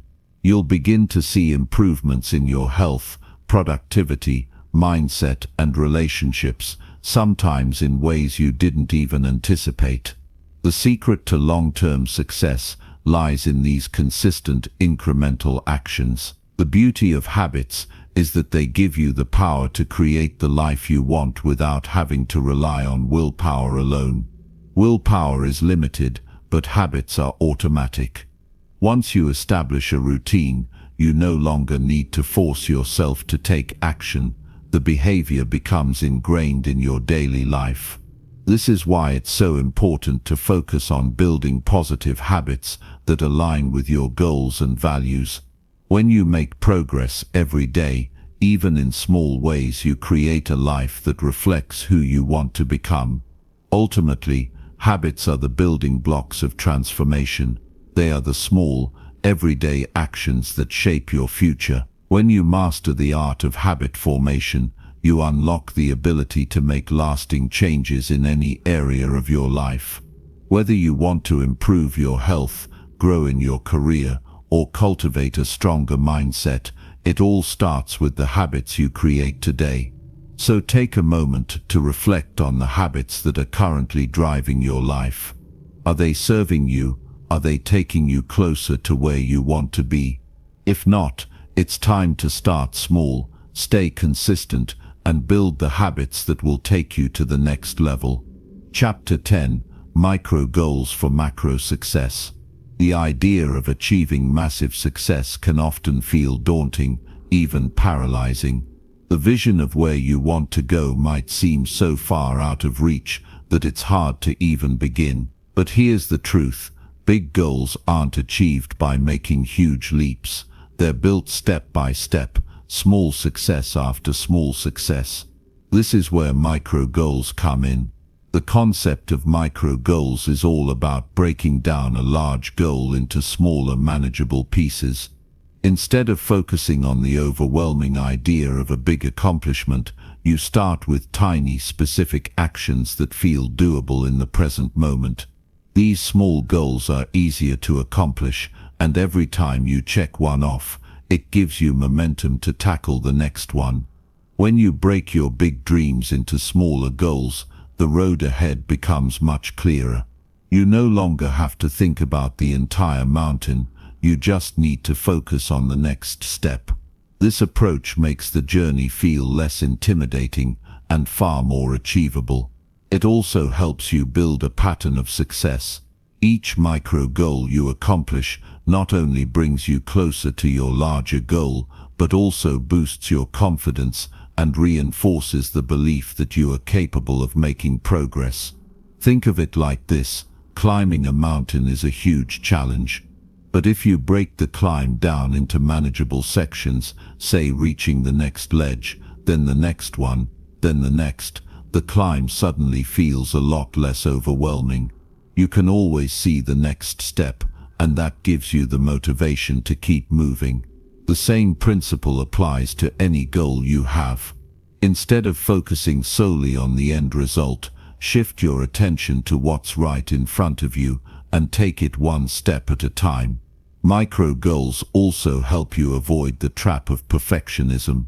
Perfectionism often leads to paralysis, where you're so focused on getting things exactly right that you end up doing nothing at all. With micro goals, the emphasis is on progress, not perfection. By setting small, manageable goals, you're giving yourself the space to make mistakes and learn along the way. You're not trying to do everything perfectly. You're simply moving forward, one small victory at a time. The power of micro goals lies in their ability to build momentum. This is something that athletes, performers, and successful people across all fields know very well. Success doesn't come from one big breakthrough moment. It's the result of consistent small actions taken over time. It's the cumulative effect of many tiny steps that lead to massive growth. By starting with small, achievable goals, you start to build momentum. And momentum, as we know, is incredibly powerful. Once you've got a little bit of progress under your belt, it becomes easier and easier to keep going. For example, let's say your larger goal is to write a book. That's a massive undertaking, and it can be easy to get discouraged when you think about the magnitude of the task. But if you break it down into micro goals, it suddenly feels a lot more manageable. Maybe the first micro goal is to write 100 words a day. Then, once you've accomplished that, you might make your next goal 200 words.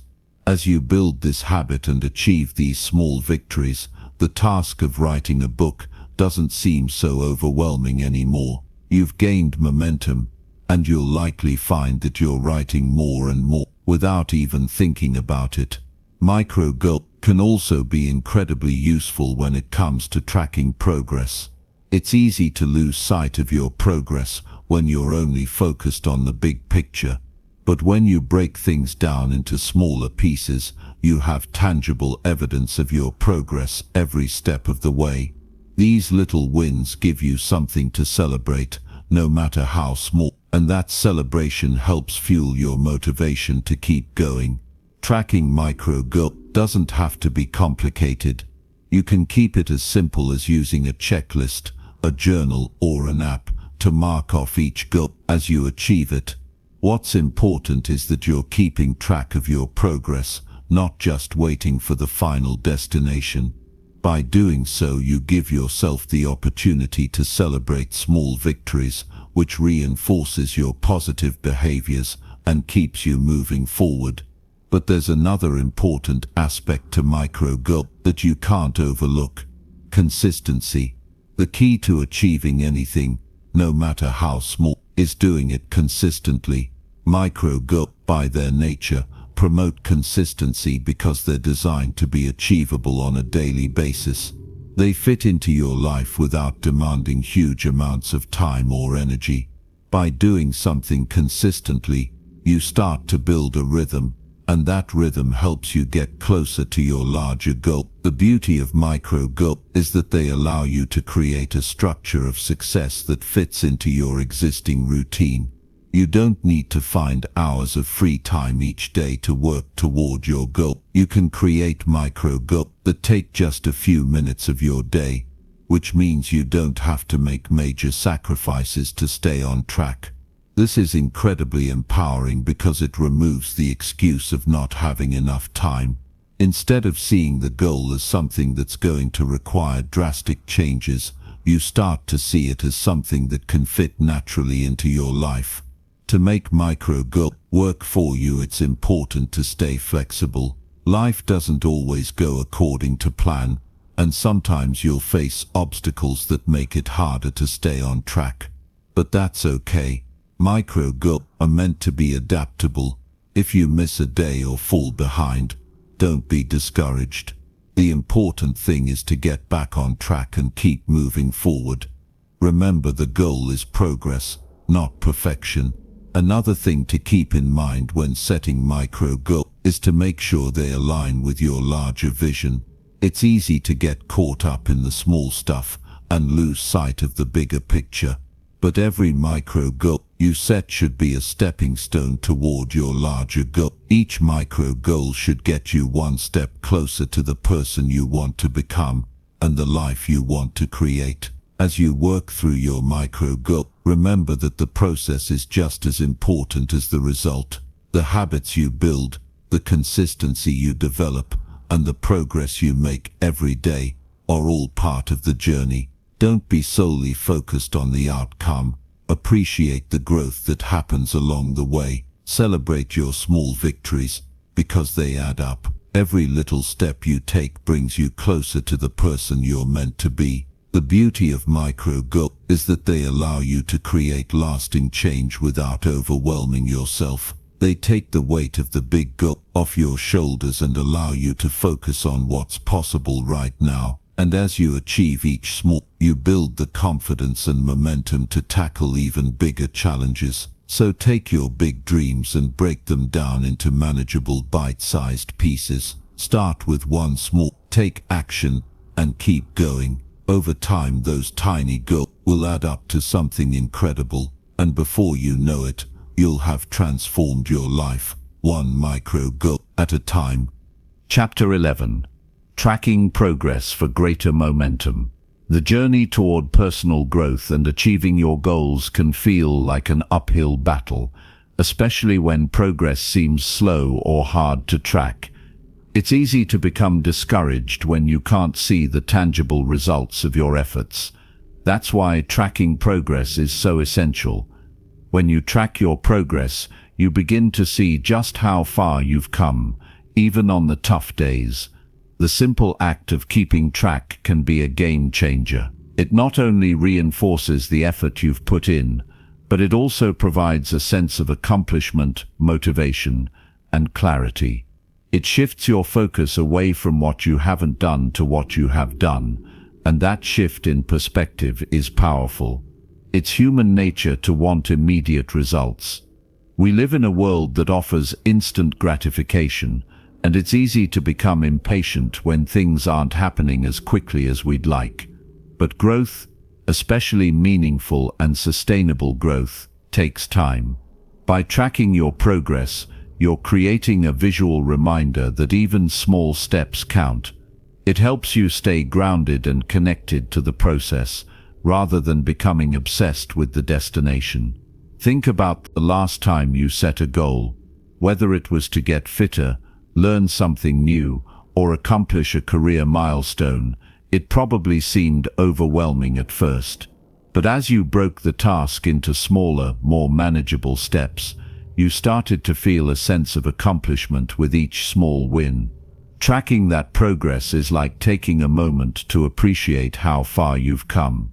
Tracking progress doesn't just help you measure how much closer you are to your goal, it also serves as a source of motivation. When you can physically see the strides you're making, it becomes easier to keep moving forward, even when the finish line still feels far away. A day when you check off a task is a victory, no matter how small. If you've been chipping away at a long-term goal for weeks or months, you might not see the results immediately. But when you have a system in place to track what you've done, you'll notice how much you've actually accomplished over time. Tracking progress can be as simple as writing things down. Whether you use a journal, an app, or a checklist, the act of recording your daily efforts creates accountability. It provides structure in your routine and makes it easier to see patterns. Maybe you've been consistent for weeks but missed one day.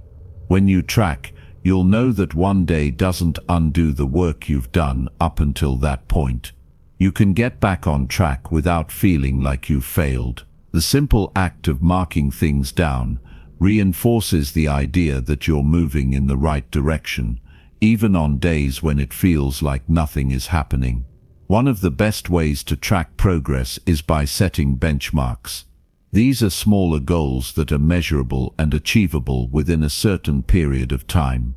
For example, if your goal is to write a book, a benchmark could be to write 500 words a day for the next 2 weeks. Once you've reached that, you can set another benchmark, such as writing 1,000 words a day, or maybe finishing a chapter.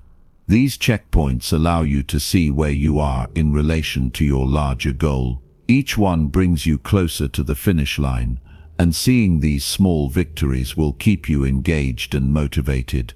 Another powerful tool for tracking progress is reflecting on your journey.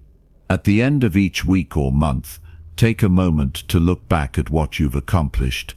This isn't about self-criticism or comparing yourself to others. It's about recognizing the effort you've put in, the challenges you've faced, and the lessons you've learned along the way. Reflecting helps you acknowledge your growth and reinforces the idea that every step counts, no matter how small it may seem. Tracking progress also gives you the ability to adjust your approach if something isn't working. For example, if you're working toward a fitness goal and you notice that your energy levels are consistently low or you're not seeing the progress you expect, tracking can help you pinpoint areas for improvement. Perhaps your diet or sleep schedule needs adjustment, or maybe your workouts need to be more varied. Without tracking, it's easy to fall into the trap of doing the same things over and over, without noticing what isn't working. But when you track, you gain insights that help you adjust and fine-tune your strategy. This keeps you moving forward, even if you need to make changes along the way. It's also important to track not just your output, but how you feel throughout the process. Personal growth isn't just about checking off tasks or meeting external milestones.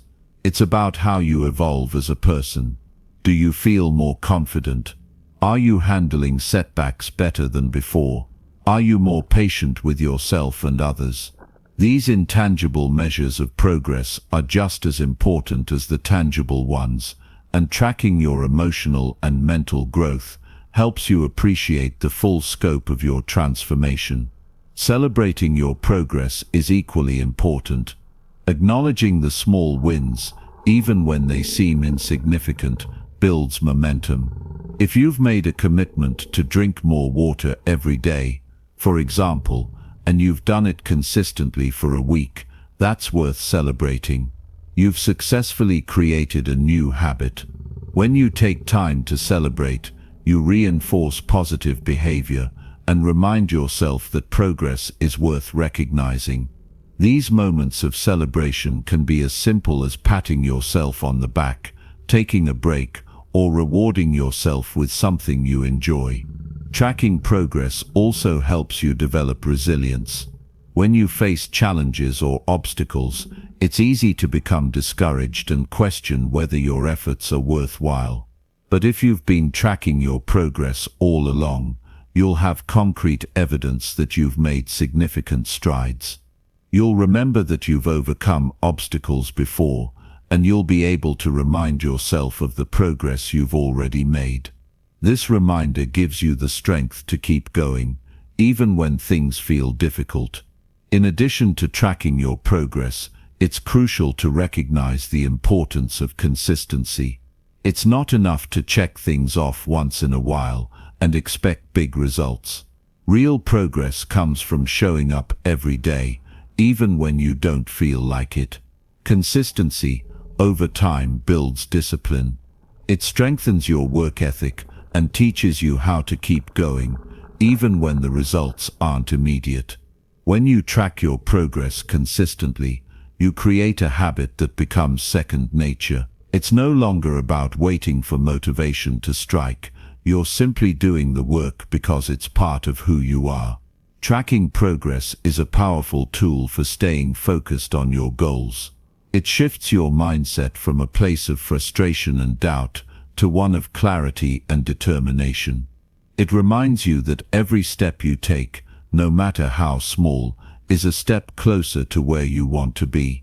It gives you the confidence to keep moving forward, even on the days when progress feels slow or invisible. By tracking your progress, you're setting yourself up for long-term success. You're creating a system that allows you to monitor your growth, adjust your approach when needed, and celebrate your victories along the way. It's a simple yet effective strategy that ensures you stay on the path to your goals, even when obstacles arise. So start tracking your progress today. Keep a record of your wins, big and small, and remember that every step you take is a part of the larger journey. Over time, those small steps will add up to something truly remarkable. Chapter 12. Adapting to change, not resisting it. Change is inevitable. It's not something you can control, nor should you try to fight it. It comes in many forms, some expected, some completely out of the blue, but the one thing all change has in common is that it can feel like a disruption. When things change, especially when they shift the status quo, it's easy to panic. We've all felt the discomfort that comes with it. Yet rather than resisting change, it's essential to learn how to adapt to it. When you learn to adapt, you gain the ability to thrive, no matter what life throws your way. And this ability to adapt is often the difference between success and stagnation. The truth is, we're creatures of habit. We like routine, we like knowing what to expect. But life doesn't always go according to plan. We experience personal setbacks, shifts in the workplace, changes in relationships, or even larger societal changes. These moments can disrupt everything we thought we knew, and it's easy to fall into the trap of resisting what's new or unfamiliar. Resistance, however, only creates more stress. It leaves us stuck, clinging to the past, and preventing us from moving forward. Instead of fighting change, we must learn to accept it, understand it, and harness it to our advantage. Adaptability is the key. Think about the times in your life when you've had to adjust. Maybe it was a move to a new city, or starting a new job. Perhaps it was something as simple as learning a new skill. At first it was uncomfortable, right? You didn't know the ropes, you felt uncertain, and maybe you even doubted yourself. But as time passed, you grew accustomed to the new environment. You figured things out. You adjusted your mindset, took things step by step, and eventually you thrived in that new situation. That process of adjustment is something we can all learn to embrace. Adapting to change doesn't happen overnight. It requires patience, resilience, and a willingness to step outside of your comfort zone. But once you understand how to approach change with an open mind, it becomes a powerful tool for growth. The first step in adapting to change is letting go of the need for certainty. We often find comfort in knowing what's coming next, but in reality, we can never have complete certainty about the future. When we hold on too tightly to what we know, we prevent ourselves from discovering new opportunities. We limit ourselves to a narrow view of what's possible. Instead of trying to predict the future or control every outcome, we must learn to live with the uncertainty and embrace the unknown.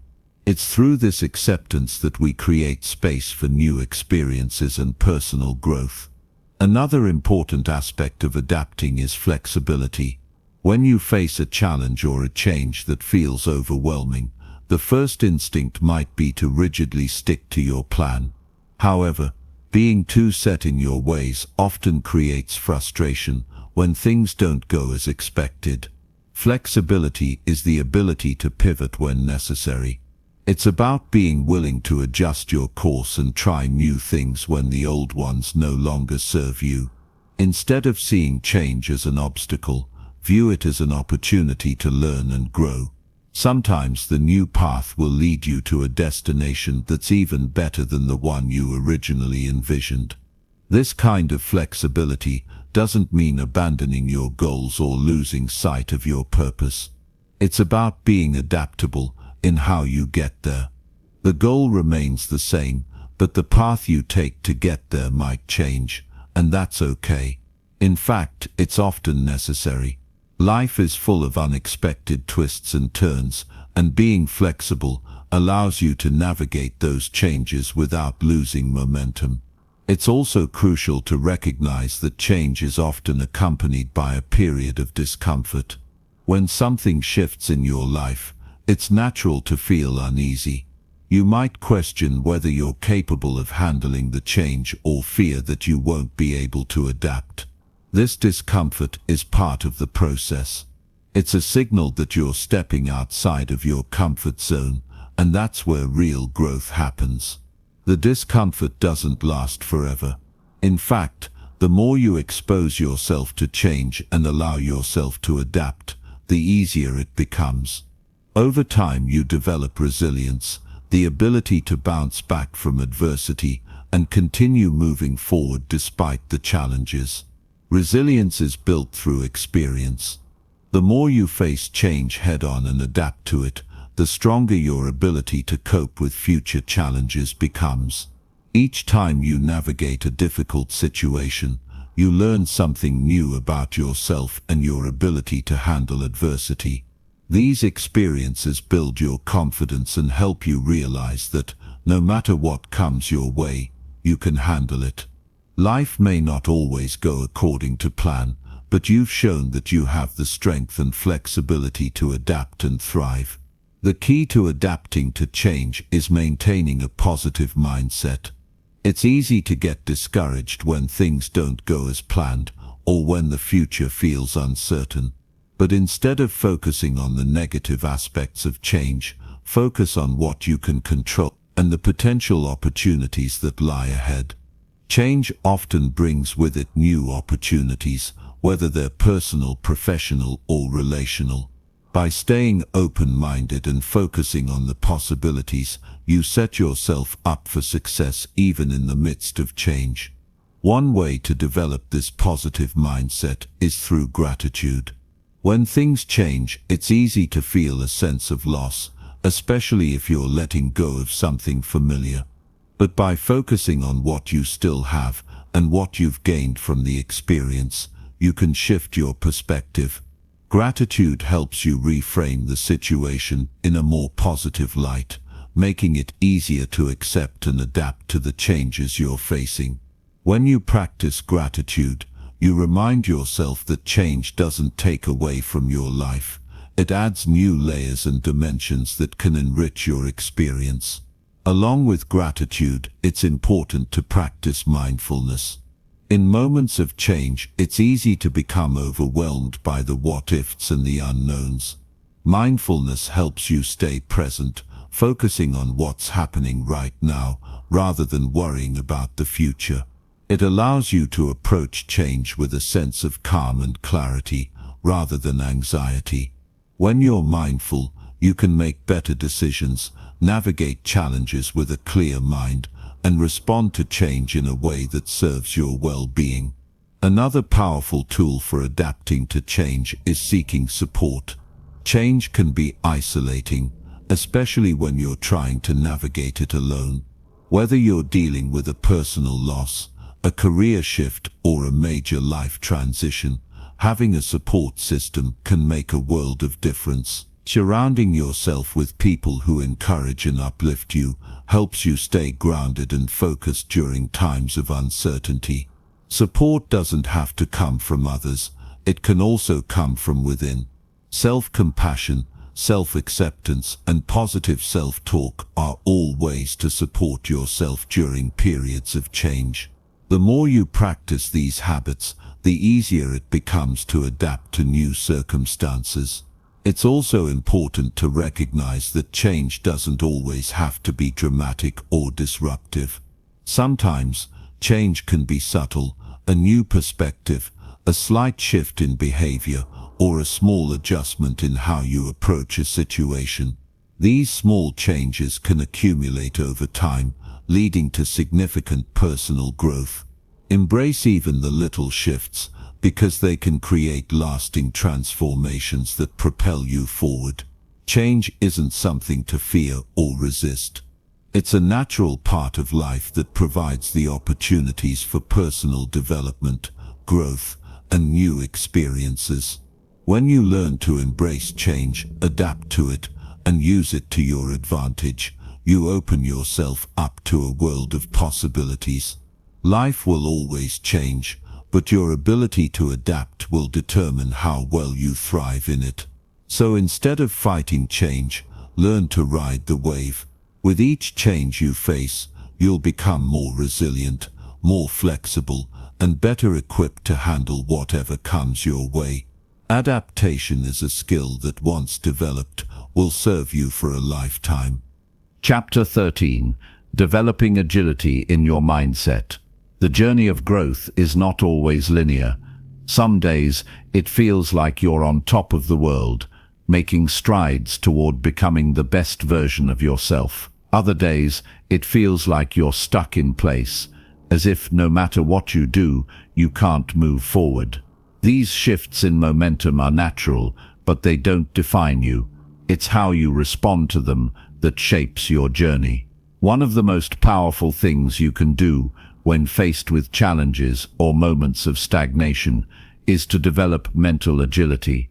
This quality, more than any other, enables you to handle life's curveballs, learn from your mistakes, and stay on course even when things get tough. Mental agility is about being flexible in your thinking, able to quickly adapt to changing circumstances, and keeping your mind sharp in the face of adversity. To understand the importance of mental agility, think about how you handle setbacks. When something doesn't go as planned, it's easy to become frustrated, discouraged, or even angry. You may want to give up, or at the very least, feel sorry for yourself. But those who have developed mental agility understand that setbacks are not permanent obstacles. They are just temporary detours on the road to success. They approach challenges with curiosity, wondering what they can learn from the experience. They quickly assess the situation, adjust their approach, and move forward with renewed focus. This ability to bounce back after difficulties comes from a mindset that is rooted in resilience and adaptability. Mental agility allows you to stay open to new possibilities, even when your original plans don't work out. The key is to stop seeing mistakes as failures and instead view them as learning opportunities. Every time something doesn't go according to plan, you have the chance to refine your approach and discover a better way to move forward. This is how growth happens, not through avoiding mistakes, but through embracing them as part of the learning process. Flexibility in your thinking also means being open to new ideas. So often, we become set in our ways. We form beliefs, habits, and routines, and they become so ingrained in our lives that we don't even consider other options. But this rigidity can hold us back. The ability to change your mind when presented with new information is a powerful skill. It allows you to grow, evolve, and stay on top of things, even as the world around you shifts. Whether you're learning a new skill, facing a difficult decision, or navigating a challenging situation, mental agility helps you process information quickly and make decisions that are in alignment with your long-term goals. The way we think about problems also plays a huge role in mental agility. When a problem arises, the first instinct might be to panic or overanalyze the situation.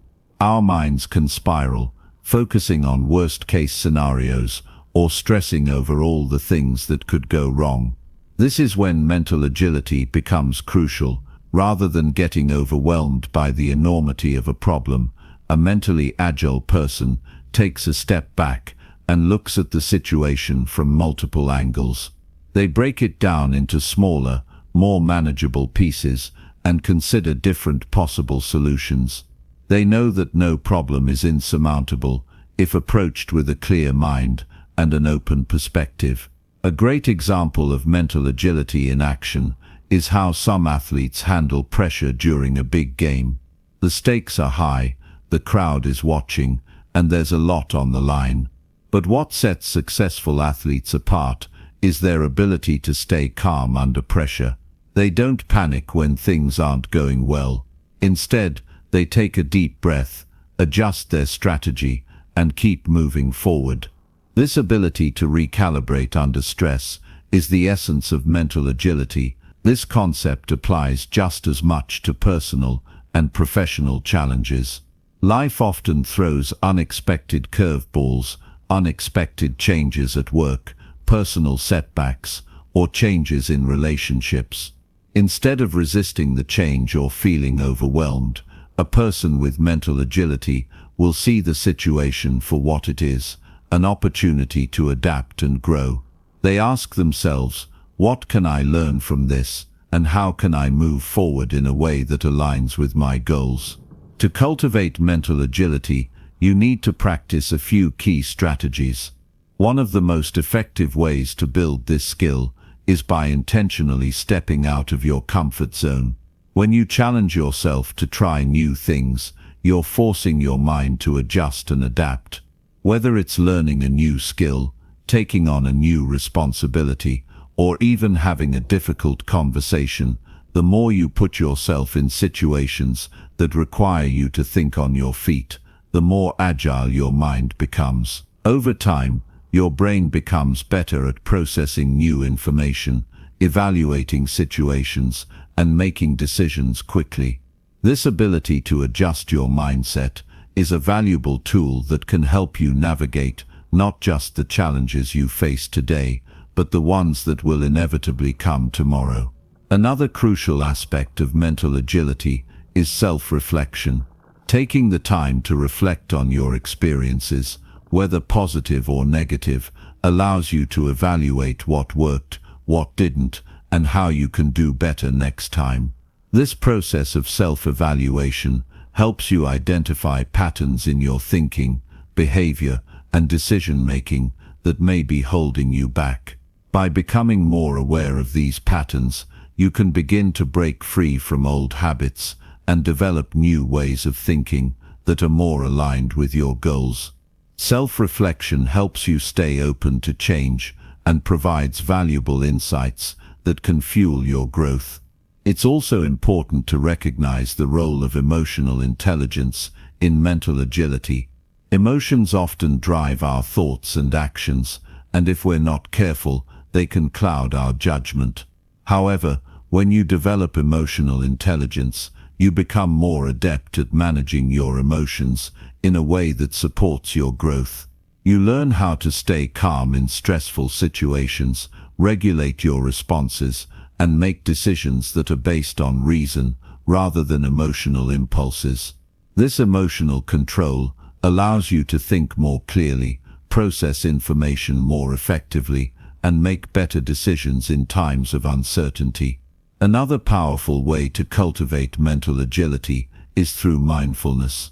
Mindfulness is the practice of being fully present in the moment, without judgment.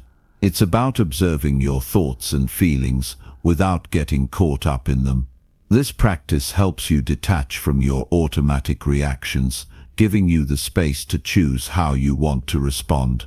By practicing mindfulness, you become less reactive and more proactive. You're able to assess situations with a calm, focused mind and make decisions based on logic and long-term goals rather than knee-jerk reactions.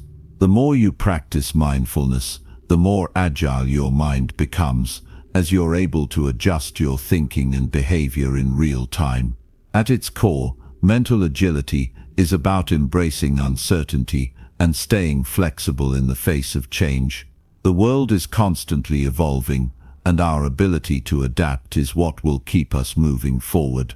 When you become mentally agile, you're not just reacting to life's challenges, you're actively engaging with them, learning from them, and using them to your advantage. This mindset allows you to stay grounded, focused, and resilient, no matter what life throws your way. By strengthening your mental agility, you're building the foundation for long-term success and fulfillment. Every challenge becomes an opportunity to learn and grow, and every setback is a chance to bounce back stronger than before. Chapter 14. Crafting your persuasive persona. We often think of persuasion as something reserved for the world of business, sales, or politics, but the truth is, it's an essential skill for navigating every part of our lives. Whether it's convincing a friend to join you for a workout, negotiating with a colleague, or even just explaining your point of view in a discussion, persuasion plays a key role in how we interact with others. The ability to persuade is not about manipulation or force, it's about understanding people, communicating your message clearly, and fostering trust. It's about connecting with others in a way that leads them to see your perspective or feel inspired to take action.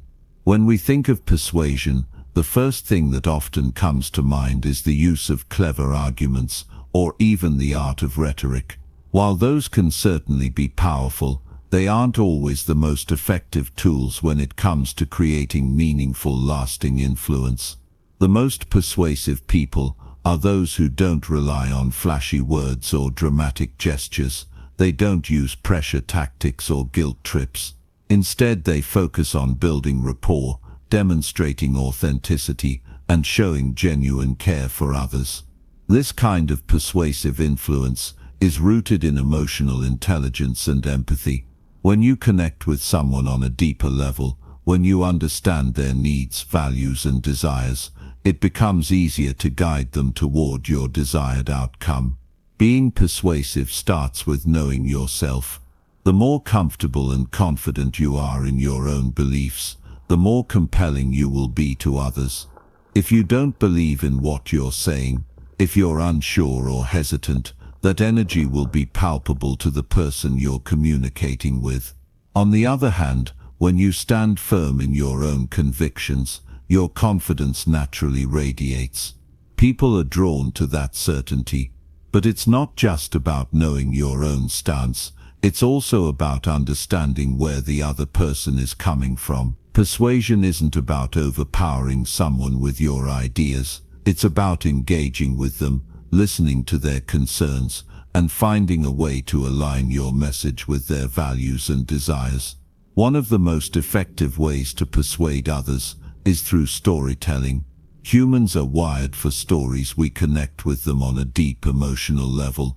A well-told story can help others relate to your message in ways that facts and figures never could. A story allows people to see the world from your perspective, feel the emotions that you feel, and experience the journey alongside you.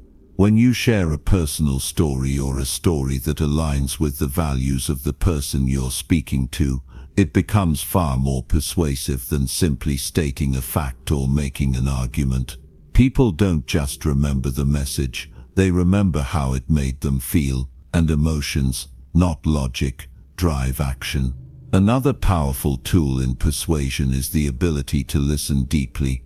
We often think of persuasion as speaking and presenting our ideas, but listening is just as important, if not more so. When you listen carefully to someone, you're not just hearing their words, you're understanding their needs, their desires and their pain points. You're showing them that you care enough to truly understand their perspective. This makes them far more likely to trust you and be open to your suggestions. When you show that you're truly listening, the other person feels valued, and this builds rapport, which is essential for any persuasive interaction. It's also important to remember that persuasion is not about convincing someone to do something that's against their will or values. True persuasion is about helping others see how your ideas align with their own goals. It's about showing them how what you're offering can benefit them in ways that resonate with their own desires. This means that persuasion isn't about getting your way at all costs. It's about creating win-win situations where both parties feel like they've gained something meaningful. Building trust is another cornerstone of effective persuasion. Trust doesn't happen overnight, and it's not something that can be manipulated or forced. It's built through consistent actions, honesty and integrity. People are far more likely to be persuaded by someone they trust, because they know that the person has their best interests at heart. If you want to persuade others, you must first establish trust by being reliable, keeping your word, and acting with integrity in every interaction.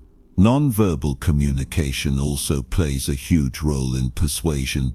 Our body language, facial expressions and tone of voice often communicate more than the words we speak. A warm smile, steady eye contact or an open posture can create an atmosphere of connection and trust. On the other hand, closed-off body language, such as crossed arms or avoiding eye contact, can signal to others that you're not fully engaged or approachable. Being aware of your non-verbal cues is crucial, because people pick up on these signals more than we realize. Your body language should align with your words, reinforcing your message and making you appear more authentic and trustworthy.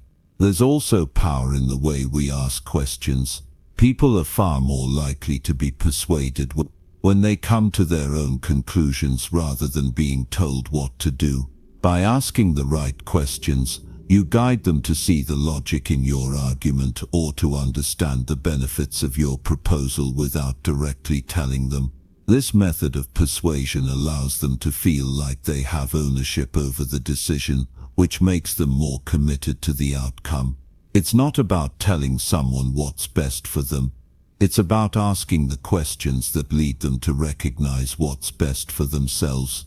A key element of persuasion is also understanding the psychology behind human behavior. People are naturally drawn to things that align with their values, beliefs, and emotions.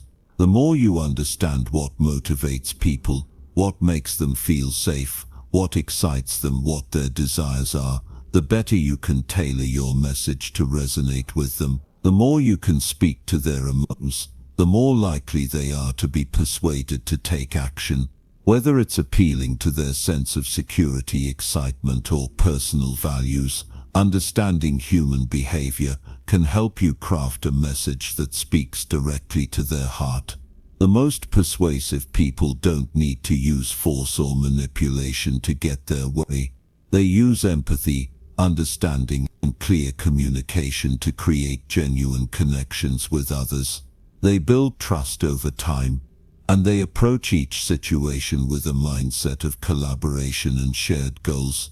Instead of focusing on persuading others to see things your way, you focus on seeing things from their perspective and aligning your ideas with their values. This creates an environment where both parties feel heard, understood, and valued, making persuasion not just a skill but a way to create meaningful, lasting relationships. By mastering this skill, you not only become more influential, but you also become a more thoughtful, compassionate communicator, someone who can inspire others to take action while respecting their needs and desires. Chapter 15. Understanding and leveraging human behavior. Understanding human behavior is one of the most powerful tools we can use to build connections, influence decisions, and navigate our world. The way people think, feel, and react is influenced by a complex web of experiences, emotions, and instincts.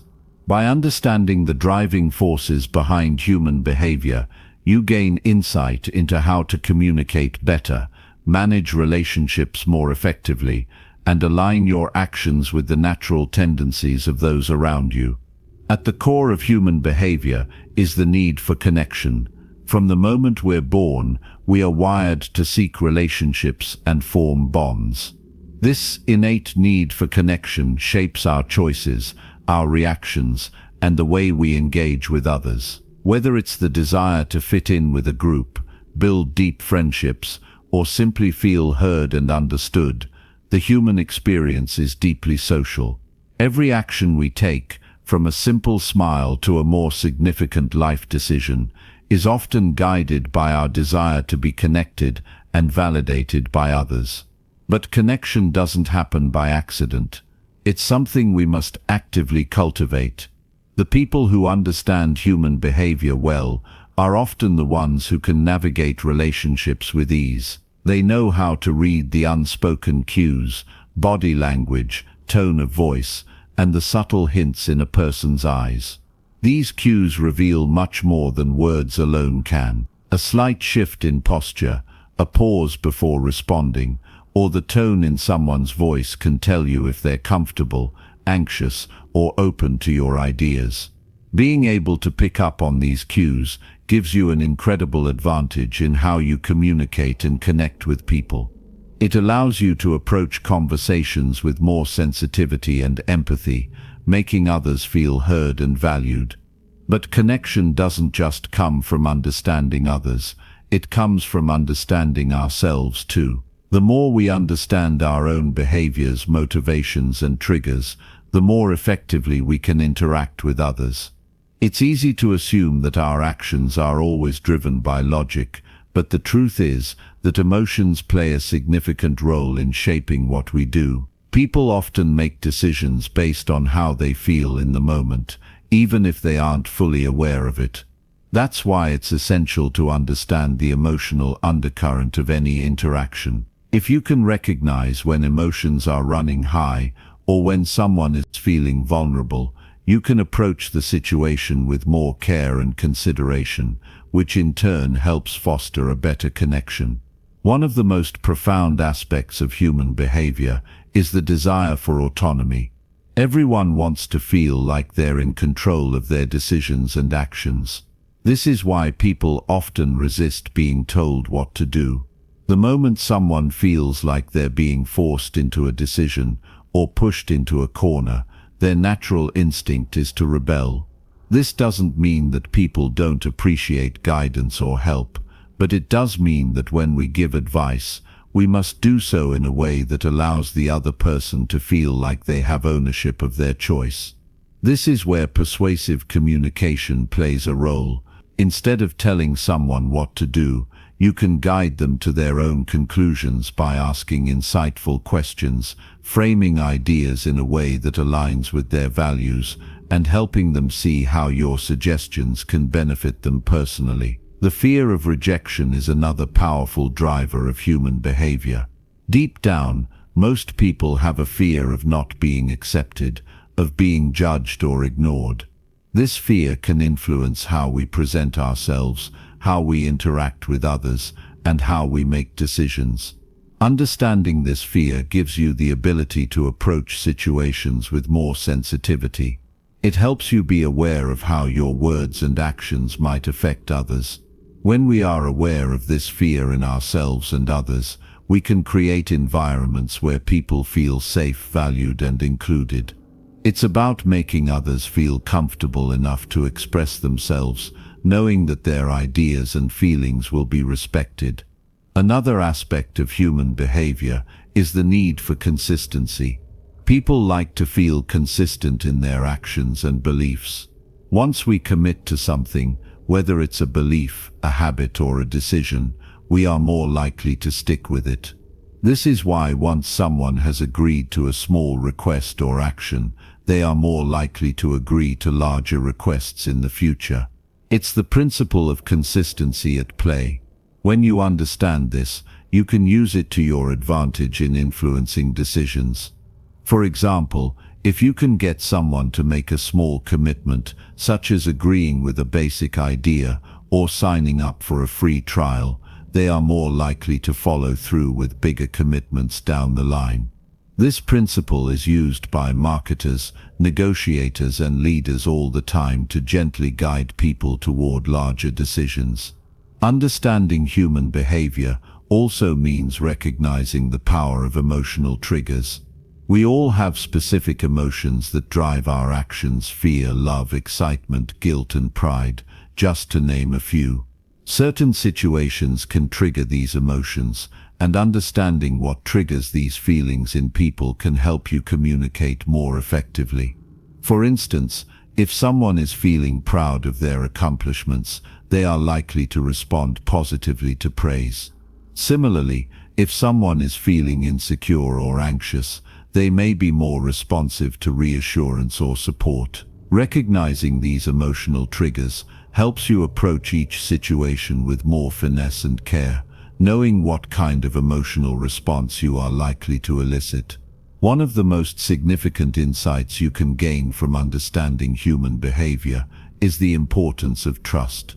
People are naturally inclined to trust those who are consistent, honest, and reliable. Trust isn't something that can be demanded. It must be earned over time through actions that align with words. When people trust you, they are more likely to listen to your suggestions, follow your lead, and engage in meaningful collaboration. Trust is built through small everyday actions, showing up when you say you will, being transparent and honest, and following through on your commitments. These actions build a foundation of trust that can have a profound impact on your relationships, both personally and professionally. Human behavior is often influenced by social norms and the actions of others. People are social creatures, and we tend to look to others to guide our decisions. This is why social proof, seeing others do something, can be such a powerful influence on behavior. When people see others engaging in a particular behavior or adopting a certain belief, they are more likely to follow suit. Understanding the power of social norms can help you shape behavior in a way that aligns with your goals. Whether it's building a culture of collaboration in a workplace or encouraging healthier habits within a community, social influence can be a powerful tool when used ethically. In understanding human behavior, you also gain the ability to navigate the complexities of human relationships with more empathy, patience, and care. You begin to see the world through others' eyes, understanding their motivations, fears, and desires. This understanding allows you to communicate more effectively, connect more deeply, and influence decisions in a way that is meaningful and positive. When you master the art of understanding human behavior, you unlock the potential to create relationships that are built on trust, respect, and mutual benefit. By cultivating this understanding in every interaction, you create a ripple effect that can positively impact every aspect of your life.